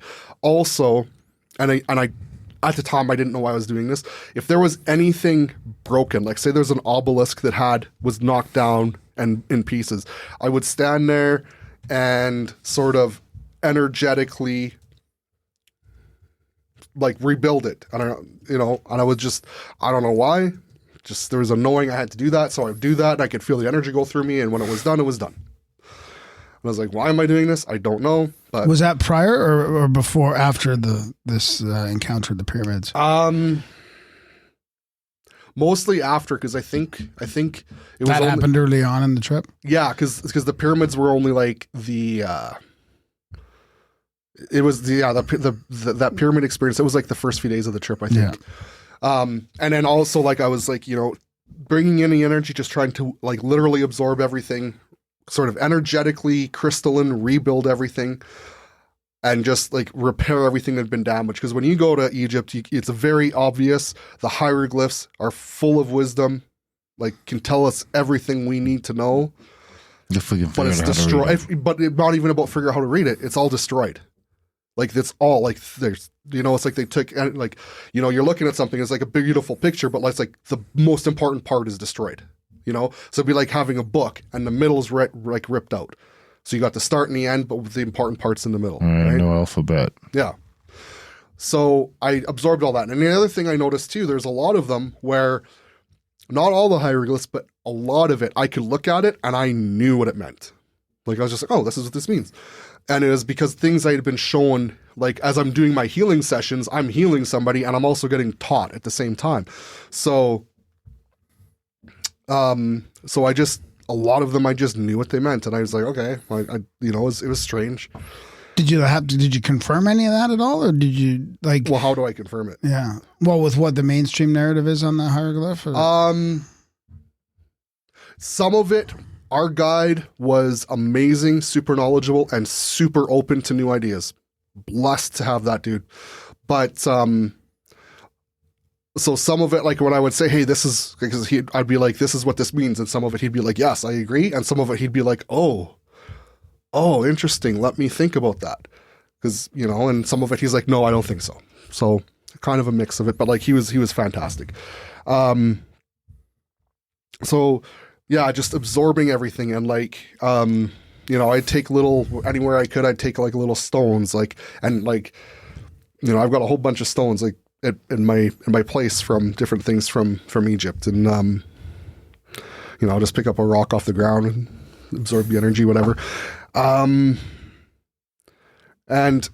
every time I would meditate, I would meditate, and like even just driving around on a bus, because some of our drives were like 2-3 hours, and just nonstop, like I could see the different like the deities and the gods and the goddesses, they'd come, and I was just getting energy activations the entire time, and like felt like they were doing energy work on me the entire time. And one thing that was interesting, I noticed, like, because I'd get a falcon being coming to me, and I'd be like, oh, this is Horus. And then a different one, another falcon being would come with different color and different markings. I'm like, why is Horus changing?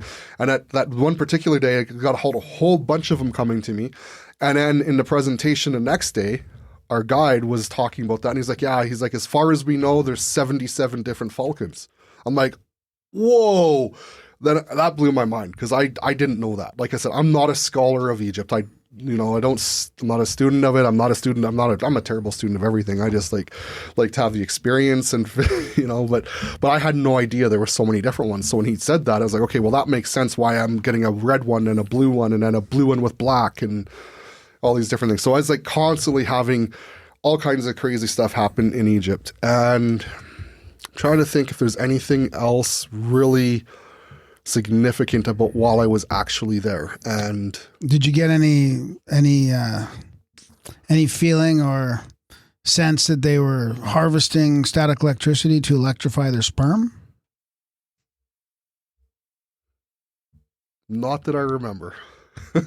Maybe when the female divine energy thing was going on. Do you remember that? Do you remember that episode we did with James Brown? Yeah. Oh, it was awesome. I mean, he's going through the hieroglyphs and saying, like, this is not about that. They're harvesting electricity. And I don't know if harvesting is the right word, but really? He thought they were like, he thought it all added up to like electrifying the sperm.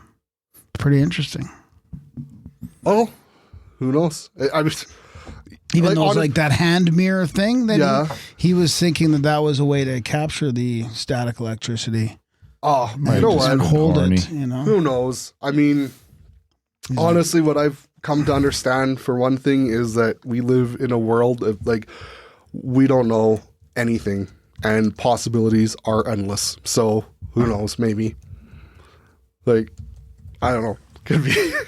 Yeah. But there's like when you look at the hieroglyphs, there's some like bizarre stuff where, you know, there's some where like of doing circumcisions and everything. Like there's some really, really crazy ones that, you know, and again, they don't know for sure. They're doing their best to guess and trying to figure it out. And then the mainstream explanation is just like so lame. You're like, oh really? You think it's that? Yeah, I mean, some of them are pretty lame, and there are some that seem fairly obvious. Yeah. But so that was the summer. So that was in the summer, and then man, it must have been hot there. Oh wow, especially for me, like I'm always running pretty hot compared to everybody else anyway. It was like 51 degrees, 52, 53. Oh, fuck. And some of those days we were on the Nile and are on a cruise ship. On a felucca boat? Did you go to a felucca boat? No? I don't know. A cruise ship? Okay. Well, maybe. I don't know what a felucca boat is. We got a Nile cruise too. Nice. And then when you go on the top, like, because you know, got the top level, and it was like you would go up to the top and the sun is just beating down, and it was like literally walking into an oven. Nope. Back down.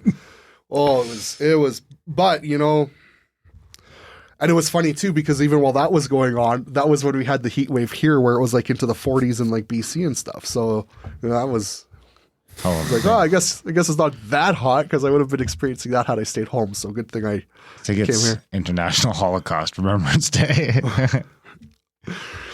No, that was yesterday. You're good. Oh, you're serious? I thought you were making a joke. Oh. Well, I kind of was making a joke because you're talking about going into ovens on Holocaust Remembrance Day. Oh, yeah, okay. Yeah, I did. But I don't think you know, I so didn't. you're okay. All right. So, apologies if that offends anybody. I did not my intention at all. So yeah, I came home from Egypt. Not a whole lot happened right off the bat, because I mean, well, coming home was ridiculous because, you know, Montreal and the quarantine crap. And did you get stuck in Montreal at all? Yep. For a couple days? A day? One day. And then they had these quarantine hotels where it's like, it was $700. Shitty food. The food was but you know, it's funny because it's a quarantine hotel where it's supposed to be safe, but like I walked in and then like the light switch, like in the bathroom, the light switch was like dirty and had like fingerprints on it. I'm like, if this is a quarantine hotel, shouldn't it be clean? And wouldn't the light switches and the stuff you touch be the obvious things that you clean? So it was like $700 because they said it would be up to 3 days, right? And it's like $1,000, but they're like, even if you get it, if the test is done quicker, the minimum charge is 2 nights. So I was there less than 24 hours and they had to have a minimum charge of 2 nights. It was $700. It was never about safety or quarantining. It was just about creating the inconvenience. $700 for 1 night. Like that's what it's really comes down to. Cause like there was nothing special about this hotel other than they blocked off the floor and they dropped off your meals at the door and knocked and ran away. But other than that. And then you came here and you're allowed out? So once I got back, nothing too crazy happened for a while. You know, I do meditations, have some interesting things happen. But in October, the first week of October, there's some shifts in my personal life where I was more able to spend time working on the spiritual stuff. And Some things had fallen away, fallen off that were kind of a distraction. So once those things fell off, it was Friday, and I was like, okay, you know what? I need to start diving into this and figure this stuff out. And yeah, it was the first Friday in October. Things started ramping up again, big time. And I just started having more energy downloads and these things where there'd be beings coming to me. All the Egyptian gods and goddesses started coming to me again and doing things, and like just activations. It's mostly just activations and energy. And there's so many of them. There's just like a giant. Didn't you have a giant? Yeah, that was one of them. You want to talk about that one? Yeah. Because I don't want to talk about all of them because it'd be here forever. Just but the giant. The giant one was pretty neat. I'll talk about that one. And how it relates to Atlantis and all that too. Yeah. So, and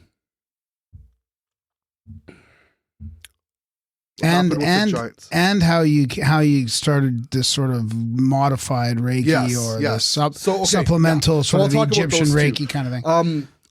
Trying to remember, like there's just, it's so much that happened. I think it was all the one weekend. So Halloween weekend last year was a big one. And I'm trying to remember, I think it was a full moon if I'm not mistaken. Can't remember for sure, but like Halloween energy, again, like I never thought this was real, but like Halloween energy, it is a real thing. It's big. Full moon energy is huge. And I didn't really believe it until I started experiencing it and seeing the difference. But on that weekend, so on the Friday of Halloween weekend, was the Giants, and I was in my pyramid meditating, and I was just like, because things have been happening the last few weekends, and again, I'm getting more downloads, more activations, more knowledge, and I'm just like, okay, I want to understand why all these things are happening to me. Like it's not random. There's a purpose behind this. And like, I'm starting to understand I've got some important work to do. And I'm like, I want more understanding. I want to know, because it's important. I'm into it. I want to do it, but I'm like, I need support. I need more information. I need to the house. And so that Friday, I was like, strong intention. I want to know more. I want activations. I want things to start happening. And it was not just I want. It was like, respectfully. It was asking, an intention. But intention, yeah. So just don't want to sound like I'm like demanding, but it's so anyways, meditating in my pyramid after setting these strong intentions for information and downloads, and I'm laying down, and again, astral, it's like I'm laying down, eyes are closed, but it's like I can perceive the astral realm around me, and two giants on either side of me appear.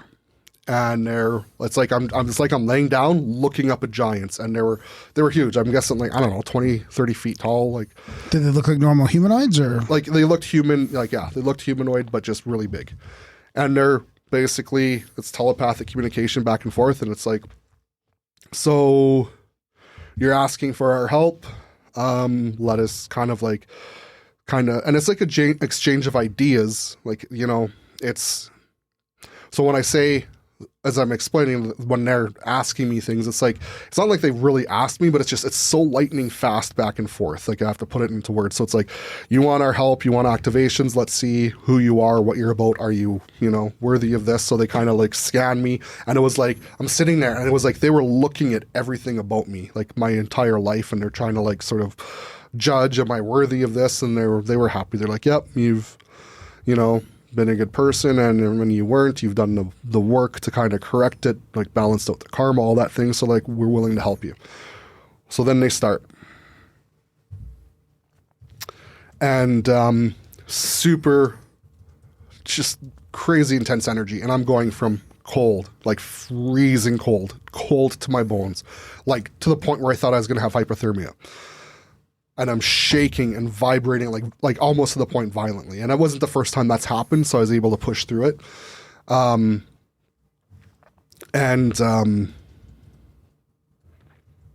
it would be heat. Then it would be cold, and it'd be heat, and then I'm like seeing like all kinds of geometry, all kinds of lights, and all kinds of colors. and it's just going back and forth like that. And then like I somehow knew, because it was like I would ask for different things to happen, and then when it was almost done, I'd be like, okay, what about this now? And then I'd like kind of like set out the intention for something else, and then they'd keep going, and then set the intention for something else, and it kept happening, and then it was like they were almost done, and they're like, and I'm like, I couldn't think of anything else that I could ask for, so they just kind of finished up what they were doing, and then they just like start walking away. And then like the one that was on my left, like stepped over my body with his left foot, and then I remember stepping over me with his right, and like dragged his foot just like barely above my face, and I actually turned my head because I thought I was going to get kicked. It was so real. I just kind of laughed. I was like, what the hell was that? And then they just kind of walked away, and before they were even like, it took them big steps, so they were like, pretty quickly they were gone. But immediately above me is these 3 or 4, how would I say this? Like, it was like this 3 or 4 separate beings, and I all I could tell was that it was like divine goddess energy. So it's, like light beings, kind of. Yeah, like Isis. That Isis.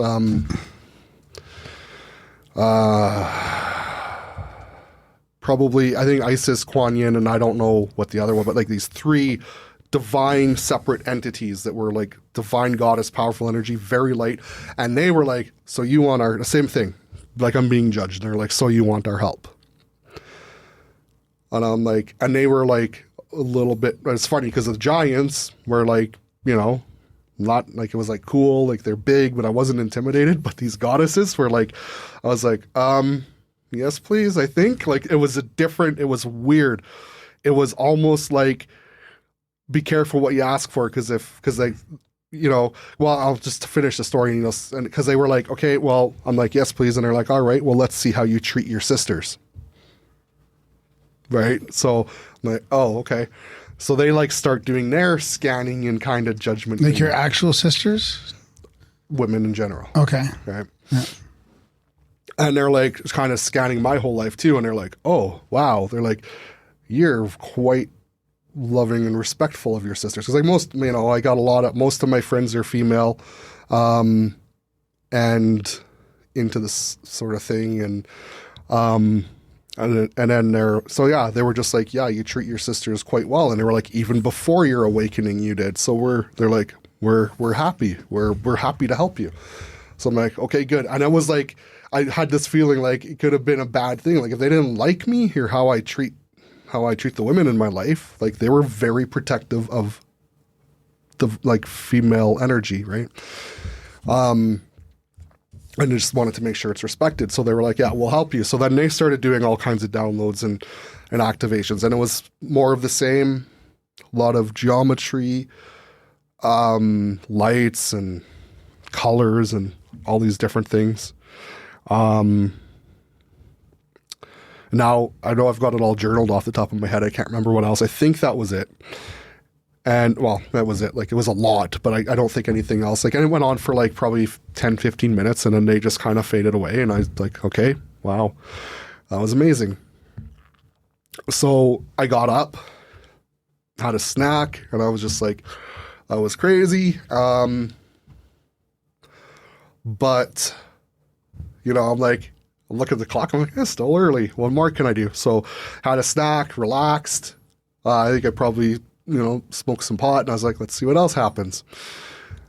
And went back and laid down and meditated some more and just set more intention. Now, that weekend, I need to just gather my thoughts for a minute, because Friday was big, and then Sunday, when it was actually Halloween, was also big. And now that I can't remember which was which. So just between the second meditation I did on the Friday and Saturday, I can't remember what all the things. So between those days, I'll just tell a couple more things. I was asking, like I was trying to get clarity. I was like, so what actually happened? Like, because I mean, of course, this whole time, what's on my mind is, well, what happened in the pyramid when, I was told I was given this healing energy, like this new stuff, and I haven't really done a lot with it. Like my abilities have kind of increased, but I'm like, I know I can do more. I'm channeling more energy, and people are having, more profound experiences when they do a session with me, but I'm like, I don't understand a lot of it. So I was asking for more clarity on that. And what came through, so I was shown a few things. And again, this isn't necessarily in order, but I'll just hit the main points. One thing I was shown was that, again, Keffer Cycle was very real.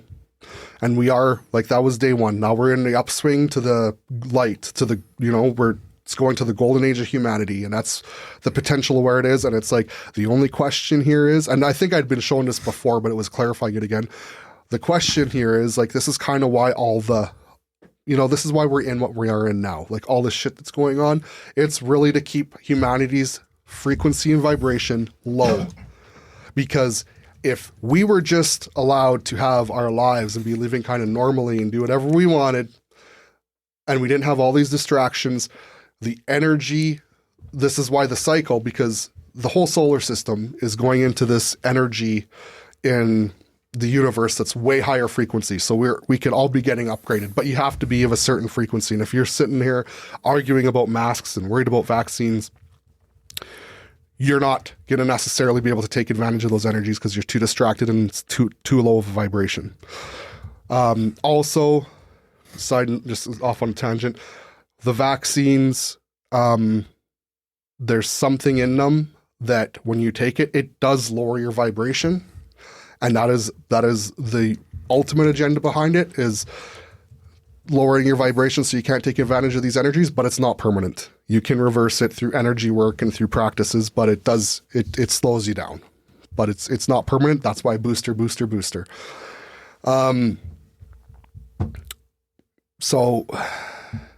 So anyways, I'm showing, like, it's the Keffer Cycle, the coming into the light. This is important, and all these things. And then I'm showing, okay, well, the pyramids, they have many functions, but one of their functions is all the pyramids, like all the old pyramids, the ones that have been around for a long time, and the obelisks, they bring, like, the energy of God and source. I don't understand if it brings it physically closer or just sort of bridges the gap, but they make it so, like, if you imagine it's like, source energy is like, say it's like a cloud of energy. If you like, that's an easy visualization, and it's way, way, way out, far away from Earth. While the pyramids and the obelisks, when they're functioning properly and activated, they bridge that gap. They bring it closer.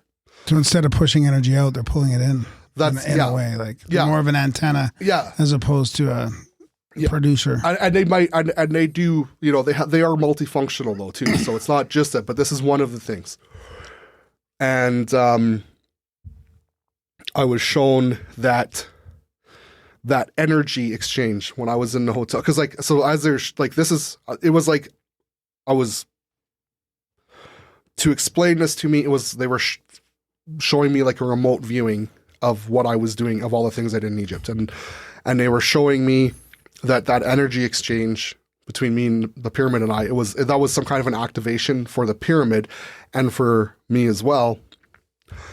And then I was shown, like, I'm like watching myself do the attunements for these people in the subterranean chamber, and then Thoth coming through and putting this Ankh into me. And I was like, okay. And then what they also showed me was when that happened, it created a really powerful energetic tether. So every time I talk about this, my back just goes, whoa, it just like gets this crazy energy boost. It created this very powerful energetic tether to the Great Pyramid. So I can like just connect to it, and I can like channel this energy of the pyramid, and it's crazy. But then I can also, like, all the other pyramids in the whole world, I can just connect to them, and I can work with the energy of it.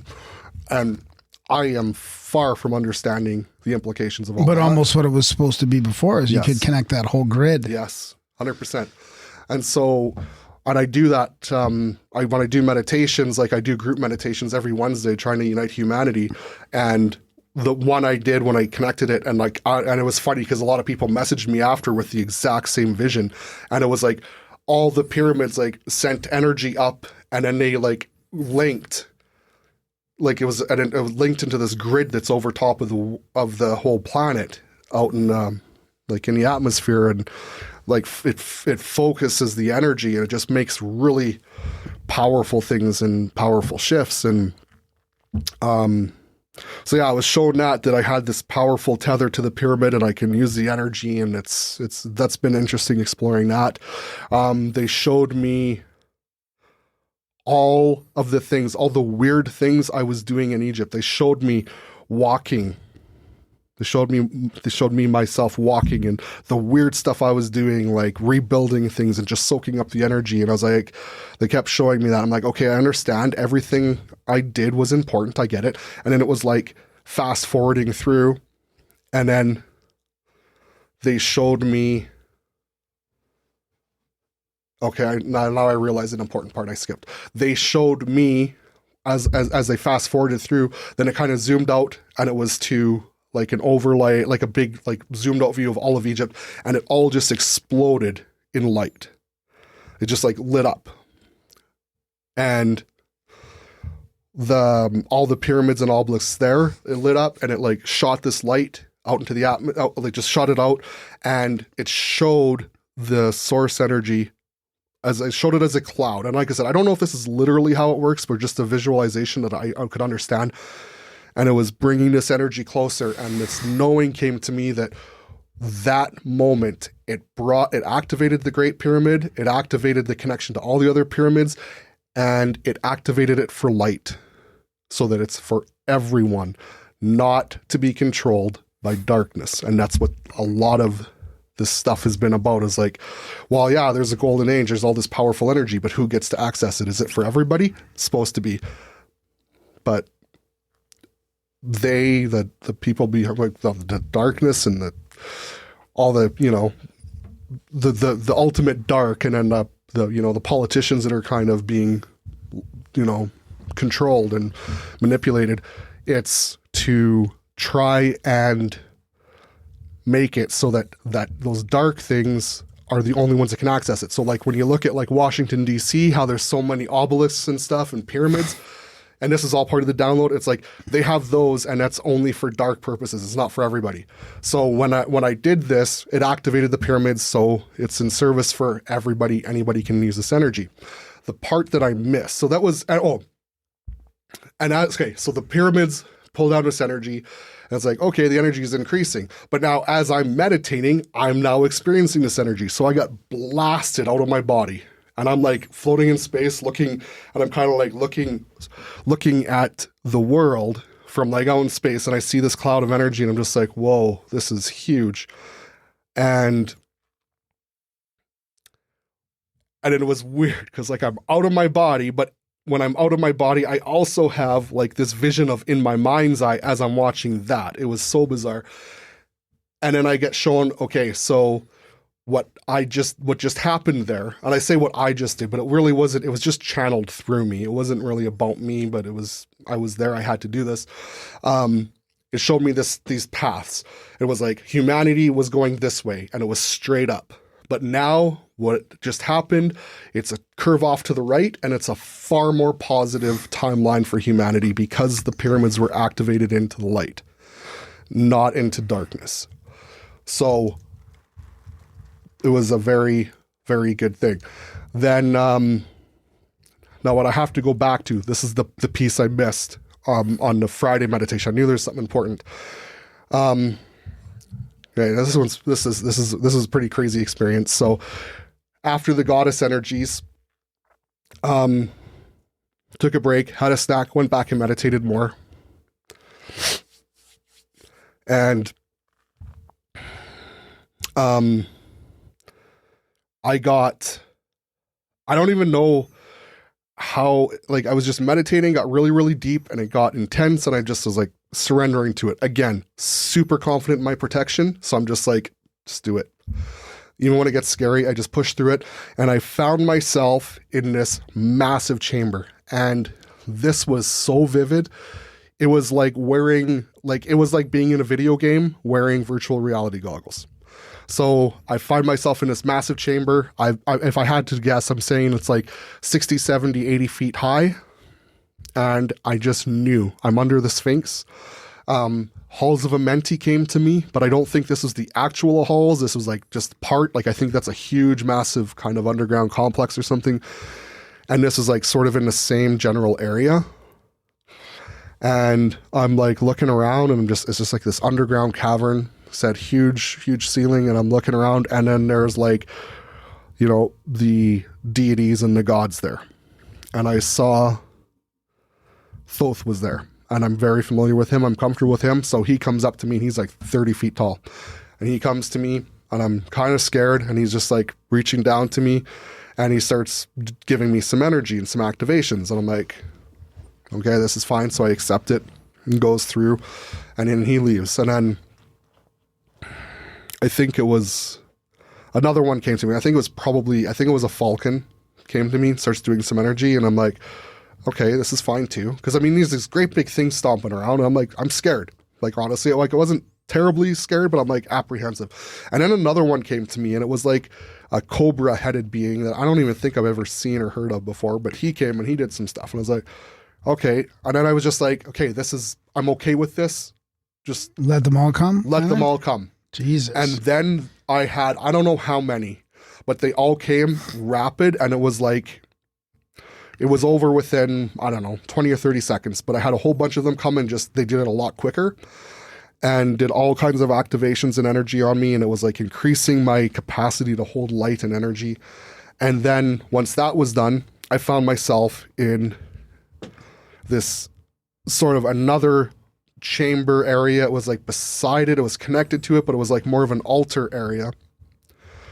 And I'm standing there, and there's this altar, and it's all made of stone, but it's almost like if you took a bunch of random rocks, but somehow mashed them together so you could see where one starts and one ends, and they connect, but it's like perfectly, like a perfectly flat table. It was really strange.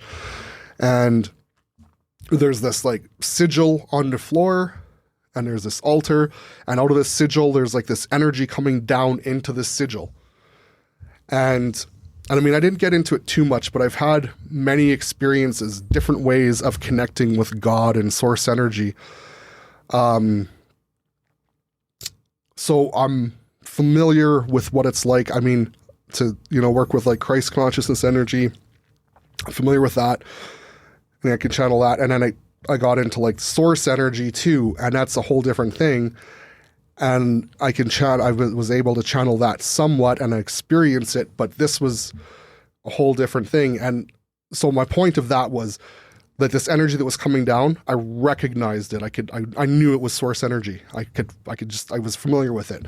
And so it's like this chamber, and I'm just like kind of looking, and I look up, and this energy is coming down like from the sky, from like, I don't even know but it was just, all I could see was this energy coming down from like infinity, and coming down into the sigil. And I'm just like looking up, looking down. I'm like, okay, what's going on here? And then this knowing comes to me, and it's like, you have had experiences with channeling this direct source energy, and I do sessions with it, and I'm, it's kind of like you never even think about trying to abuse it or do anything negative with it. So they're like, it was just like I had earned some sort of trust or something. And they were like, it's like you've been initiated. Yes. Yeah. And they were like, okay, so here's sort of the deal. And again, I'm just putting it into words because it's just like these knowings. And it's like, here's sort of the deal. Will you accept this activation, initiation to channel this source energy? So that when something big needs to happen, you are a channel for like massive changes and shifts to happen. It will affect the world. And in exchange, like you just keep using it with integrity, but you'll be able to channel this even stronger when you want to for healings or any kind of meditation. And I'm just like, whoa, this is huge. Like, and I've asked myself so many times, why me? And I'm like, I've answered the question, answers this comment, like somebody has to do it and you're doing the work. And kind of like there was. So how did you respond to them then? Or to that feeling? Well, that one because accepted it? Yeah, well, of course, but it was so much bigger than anything else I'd experienced. So I had to go back to, holy cow, why me? Is this real? And I'm just like, okay. So I kind of look down at the sigil, kind of look around, because again, this is still like I'm in virtual reality goggles, and I look up at this energy and I tune into it and I just feel into my soul. I'm like, is this real? Like, is this actually, this isn't a trick? Like, is this going to, like, that's what I'm always asking. Like, is there some kind of trick of evil or something, right? To feel the energy, I'm like, no, this is for real. This is legit. And I just kind of look down at the sigil and I'm like, literally, I'm just like, hell yeah. And I just reached out to it. And when I reached out to it, it just like flipped up and like came into my chest. And then all this energy, I started feeling it and it just started coursing through my body. And it just, I just kind of stayed there with that for as long as I could. And it just downloaded into me. I was channeling it. And then I just kind of like, okay, that's enough. And I opened my eyes and I was just like, what the hell? So that sigil, like, and I don't know what it is. I got a very faint memory of it. And maybe I'm not meant to remember it. But I had to go back to that part because the first time I used it was when I activated the pyramids 2 days later, did that major pyramid activation, the story I told just before that. Oh, okay. So when I say I can channel the energy from source to do major things, activating the pyramids and all the obelisks and all that stuff was all because I could channel that energy. And then a couple of weeks later, I did more channeling to activate more pyramids and connect more of them. So like the energy that we all have access to is now like, it's just way more than it used to be. So are you incorporating that sigil in your Reiki practice then? Or? Well, like I said, that sigil, no, because I don't remember it. But the source energy, yeah, absolutely. But it's like when I do it, I'm pretty careful with it. I channel it and I'm like, for whatever, I'm more like whatever's appropriate for this person. So are you teaching? You're not teaching. Are you teaching this new modality then? I'm some of it. Could you incorporate that sigil into a new teaching? Yes. Once I get more clarity on it. So far, using it for the healing. I'm using it more for the healing. Just let me think for a minute if there's anything. The rest, like as far as the specific stuff from Egypt, like that's kind of the most important stuff. So, and then what I started getting asking for more clarity on it, just like probably since Christmas, because I mean Christmas of that 2 weeks, I was eating crap. I mean, not crap, but like just not as good as I should, because like diet affects everything so much. Like I'm so sensitive to food now, and so after New Year's, I kind of started getting back into it, more meditation practice, being more consistent. And I started asking, okay, so like, what am I supposed to do with this modality? Like, it's great that it's in me, but like, I need some help in understanding it. And my sessions, again, I kept getting more and more, just awesome. The things I can do, I'm just like, whoa, like I do a session and something would happen. I'm like, I had no idea I can do that, but now it's a thing. So I just write it down and I start making notes on how I can help people. And I'm like, okay, so what is this about? Because I was kind of struggling about the whole Egypt thing, and I'm like asking for clarity on that. And one of the things I got was, it's not about Egypt, it's about Atlantis. It's about the knowledge that the Atlantean civilization had, and Egypt was just a part of it. It was really, that the technology was all around the world. There's remnants on other planets too. So it's not an Egyptian thing. It's an Atlantis thing, which is all across the world. That's where there's pyramids all over the place, right? So that was part of the clarity. And I'm like, and as I started channeling the energy, I came to realize that I'm channeling energy, but I started seeing things, and I'm like, okay, so I'm starting to channel codes and light language. and I can use that in my healing and for activations and like for all sorts of different things. And I'm literally, this past week, I taught Reiki this past weekend, and as I was teaching Reiki, there was new things coming through that I'm just like, what the hell? Like, how, like, this is getting ridiculous. Like, there's so many different things I can do with these codes, and I channel them. And yes, I can teach people how to be able to do that, but it's not just like here's an attunement. It's like people probably have to like kind of change the way they, you're going to have like the high vibrational diet. You're going to have yourself surrounded by good people. Like, it's probably, I know it's going to be easier because it's kind of like I've come through. Yeah, I'm kind of going off, and it's going to be another tangent, but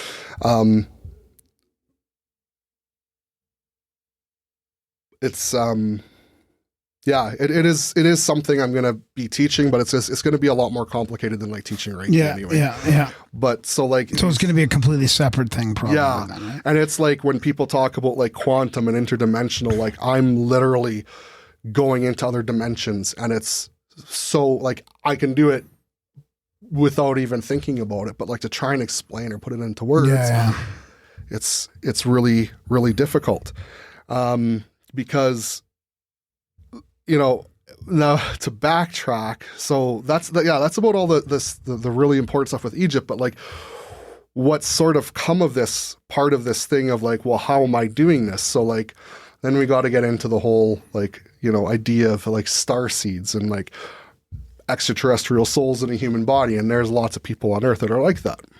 So starting to have memories of lives on other planets and knowledge like of volunteering to come here. So that has always kind of been there, but it's become way more apparent in even just the last 4 weeks. It was like,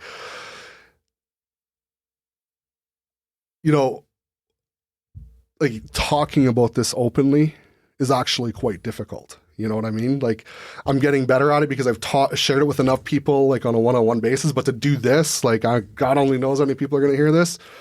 This is kind of a big deal. Like this is, now I'm thinking about it, my anxiety is going to start, but like it's, because like up until now, it felt like just the three of us are talking. I'm like, uh-oh. Yeah. We're actually on a podcast. Yeah, right? Oh, shit. So anyways, let me just have a sip of coffee. Yeah. No, that's fantastic. Darren, do you have any like questions or thoughts at all on that? Or? No. I'm curious to hear what your new method's called. Atlantean Quantum Codes. So that's what the energy, that's what I got from them. So it's Atlantean Quantum Codes. There's healing, there's activations, but and I'm sure there's more I can do with it that I haven't experienced yet. But like I said, some of it was brand new. Just 3 days ago, I was working on stuff with the ladies I was teaching Reiki to, and it's like, oh my God, I can do this. Holy cow. And it's been a lot of that lately. So have you heard from the 3 people that you attuned in the subterranean chamber at all? Like, have they had any of this crazy stuff happen? Or no, I haven't heard from them. We keep in touch a little bit on Facebook. I don't know. I'm definitely going to be sending them this and to be like, hey, what's, when you guys post it, I'll be like, hey, listen to this. See if you guys had any things happening. I'm sure if they had anything crazy, they probably would have messaged me or something. But no, it's a good question. I should reach out and just, I'll be sending them this podcast when it's posted and be like, here, listen to this. So, and then what happened too, so I guess part of the reason I'm suddenly getting many more things happening, and especially now, I mean, again, the energy we're in, things can happen way quicker than they ever have before. And so, even for me, this has been like a 6-year journey, and that's relatively short. And especially the last 2 years, it's been relatively short. And it's like now that I've kind of gone through this, as I have, it can be a lot faster for others that want to kind of try and do the same. And you don't have to go to Egypt. So going back to kind of the extraterrestrial stuff, when they come, they work on me. What they've been doing, all these activations on me. So with these codes I have access to now, I can do the same thing to people and help them in the same way that they've helped me. They will still come through in the sessions and help and like kind of offer guidance and like, well, this is what you got to do. And they'll show me, but now I can do a lot of the things they've done for me. So it's kind of crazy. And like basically what started happening, like when that video, remember the one I sent you where I did the Facebook Live and I kind of talked about all this, because that was hard for me to do. And like not a lot of people saw it, a few hundred, I don't know. But I was still putting myself out there. And once I did, I was like, okay, well, things started escalating. Oh, yeah. Once we agreed to do this, and you guys said, yeah, shit, we'll let you come on the show and talk about your crazy shit, things started escalating. And even last week, I can't remember, I can't remember what it was. Oh yeah, I decided, just set the intention, okay, I'm going to start taking this more seriously and really try and commit myself to it more. Things started coming in even stronger, and it was fast. So I've had a lot of different races come working with me and helping me out, but the primary one recently and overall has been Arcturians. So when I do healing sessions now, it's like they're standing beside me, talking and just kind of guiding me on things. And what do they look like again? They're not the lion people. No. They're sort of like, they're kind of look like a cross, like at least the way I'm seeing them, they're almost like sort of like a gray, but with more human features. But I don't see them like crystal clear. It's more like their energy and just kind of it's weird. It's almost like I'm looking at them and kind of trying to remember a foggy memory of what they look like. It's hard to explain, but as I get more in tune and get more used to them, they're coming through clearer and clearer and clearer. I'm getting the messages and the downloads are coming in clearer and clearer and clearer. Channeling through me is becoming more clearer, and they are like master healers. So I've started like some of the things I was already kind of like channeling from, energy from wherever it needs to come from, whether it's other dimensions, but now I'm able to do it with a little bit more intention and understanding because they're teaching me. And like, yeah, they will kind of share they'll enter their energy, like their energy will enter me, and it's getting to the point where they're upgrading me so much. They're giving me so much energy that I'm integrating. They're like, you don't even need us to do what we can do. You're starting to be able to do it yourself, but they'll still come and help. They'll still give me guidance. So, what I was shown this weekend is like the healing I can with these codes.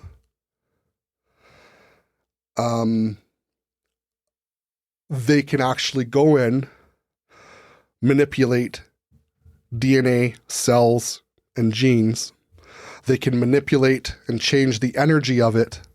And then the idea is that the physical will sort of catch up and merge with it. Yeah, so it's been 3 days, so I don't fully understand, but that's what they showed me and told me, that's the newest thing that I'm capable of doing. So, and also, well, no, there's no. This kind of makes sense. When I was trying to do these astral healings on Maria, I pictured it almost like that. Like you would reset it. You would reset, almost like wipe away the structure in a way, and it resets itself automatically, and then the physical would attune to that energy. Yeah. So good. Doesn't sound so crazy, I guess, to you, right? Yeah. So, So, and I mean, and I'm not suggesting in any way that like, oh, I can heal anything, because there's, when it comes to things that are affecting us, there is the energetic and spiritual part of it. There's also sometimes there is a physical intervention. Sometimes there's an emotional intervention that needs to happen. Sometimes there is, maybe some kind of medicine that's needed, but it's a piece of it. Yeah. It's a piece that's missing from Western medicine that's desperately needs to be here. So, but so it's a big piece. So, like, I don't fully understand what is possible with this, but I do know, like, I mean, people that have come to me for sessions recently, people that have never felt energy are like having these ridiculous experiences, like where, they're shaking and they're feeling their spine is on, lit up and feels like it's glowing, like, and they've never felt anything before. So, it's exciting. And I'm like, wow, I'm so just humbled and blessed to be able to do these things and help people with these things. But it's like, I don't want to keep this to myself. I want to figure out, I want to be able to figure out how to teach people and how to share this with others, because, like, guess what? The faster everybody else can kind of get to be able to do these things, or even some of these things, like, wow, I want to be alive for the golden age of humanity, because it's coming. It's absolutely coming. And I kind of want to see what it looks like, and I don't think it's like terribly, terribly far down the road. But, I think, we're going to see, I know we're going to see, like, there's going to be a lot more interaction. Like, there's the question of whether we're alone, about the UFOs and about extraterrestrials and all that kind of stuff. That's going to be answered fairly soon. Like, by 2025, I don't, there's not going to be a lot of, there's going to be a lot of just ships in the sky, and people are going to start having more, the experiences I've had where I've had them in my house and touching and telepathic communication and energetic work and stuff. Like, that's just going to become more and more and more common. So, like, part of why, I have to, like, do this and kind of, like, jump out. Like, I mean, there's other people that are talking about this, but, like, maybe not with my, because I just said it hasn't been my whole life, So it's just putting this out there, and for people who are, like, having some of these experiences, no, you're not crazy. As long as you're strong in your protection, no, there's nothing to be afraid of. And it's amazing. It's really, really profound. And, I'm here to support and help people. If there's anything I can do to help people on their journey, then... How do they track you down? Do you have a website? Or Yeah. So, the number, I've got Facebook group and a Facebook page and a website. So my website is thequantumalchemist.ca. If you go to that, all the links to my social media are on there, and I'm building a lot of it. So it's not like I've got tons and tons of content. I'm fumbling through it and trying to get it going. But everything, I mean, it'll be a bit before this is posted anyway. So probably by the time people listen to it, there'll be a lot more kind of content there. My page, where I do my Wednesday night meditations, every Wednesday at 8, I do meditations, and tomorrow is 19, I believe. So it'll probably be 20 at least by the time this is posted. And they're all about meditations. They're meditations about uniting humanity. They've been about just bringing humanity together rather than fighting and divided, right? And you do like a guided meditation for people? I do a guided meditation and I channel energy. And they've been very powerful. And there's different themes. Like, once in a while, it's like, sometimes I do, channeling activation energy. Sometimes it's like I did one last week in support of the convoy and, like, amplifying the light that they're spreading. And I also, when I do them, I started fairly early doing this. I connect.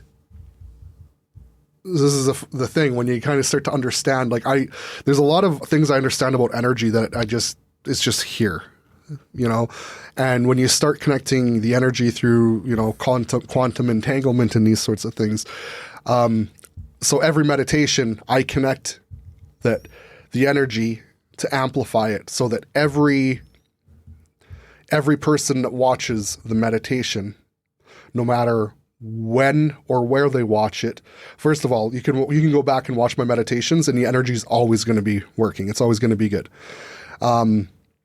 So I connect the energy for everybody that watches it at any time. Then also, any meditation that I've ever done before or in the future, all those people are connected to every meditation. Then anybody that's doing any meditation that has a similar intention, similar vibration, similar frequency, connect with all that energy. So like they're all really powerful. And I mean, not saying like, and and I noticed like once I started doing them, like things started shifting like real fast. What's your Facebook group again? So the Facebook page where I do the meditations is called JSLO, JSLO, The Quantum Alchemist. And I post those meditations and I post like Reiki classes and events on there. And then that's the page. And then I actually started a group like just yesterday because I was like, well, kind of want to have people, I was thinking about it, people are going to have questions and people maybe want to be silly because like on a page, only I post, right? And people can comment on my post. But I wanted to have something where people could kind of discuss things and talk about whatever and just share ideas. So I just started one called Atlantean Quantum Code Discussion. And that's a new page that anybody can join and just... our new group, sorry. And that one, yeah, it's for I wanted to just get more interaction and people talking about these things. And that's where they go if they want a session or something too? So if people want a session, like by the time this is posted, I should have it set up that they can book through the website, they can book a session. But yeah, I mean, if somebody's like, I don't want to go through your website, I mean, I just would rather message you on Facebook. They can just send me a message on Facebook. Like, I mean, it doesn't matter. I just want to, however people want to connect. Even on my website, I even put my cell phone number on it. I put it there just for text messages because some people don't want to do anything. Maybe they just want to text. They can text me and book an appointment that way too. Cool. That sounds awesome. We should do this again after a little while. Yeah, I would love to because like, like I wrote down like some of the things. So I mean, I do, traditional Reiki healing, of course. And I can remove, I've gotten into like attachment and entity removal, and I can do that remotely from people or places. But then it's like on top of like the DNA and cellular and gene upgrades and stuff like that. All those sort of things. I mean, I like all the normal type healing stuff is going to happen, but then there's a lot of extra things that are possible, but it's sort of dependent on what the person's ready for, what they're going to experience. But I mean, everybody is going to get some sort of upgrade, but in some people it's like a huge leap and some people it's a smaller one. But like, I've all my sessions have been really, really positive for months. Like, I used to, and I mean, I need to be just detached from the outcome. That's one thing about when you're doing healing work. Like, not everybody's going to have the same experience, but I mean, where somebody's like, I didn't really feel too much, I'm just relaxed. That hasn't happened in forever. There's always some really amazing things happening in the session. So it's such a fun journey. It's just been so mind-blowing, so profound, and I'm just happy to do it. It just makes me so happy doing it. It really does. And when I see people experience something for the first time, like we're talking earlier about that, when you feel energy for the first time and you can't unexperience that, and you see the light bulbs go off and their eyes are like, what?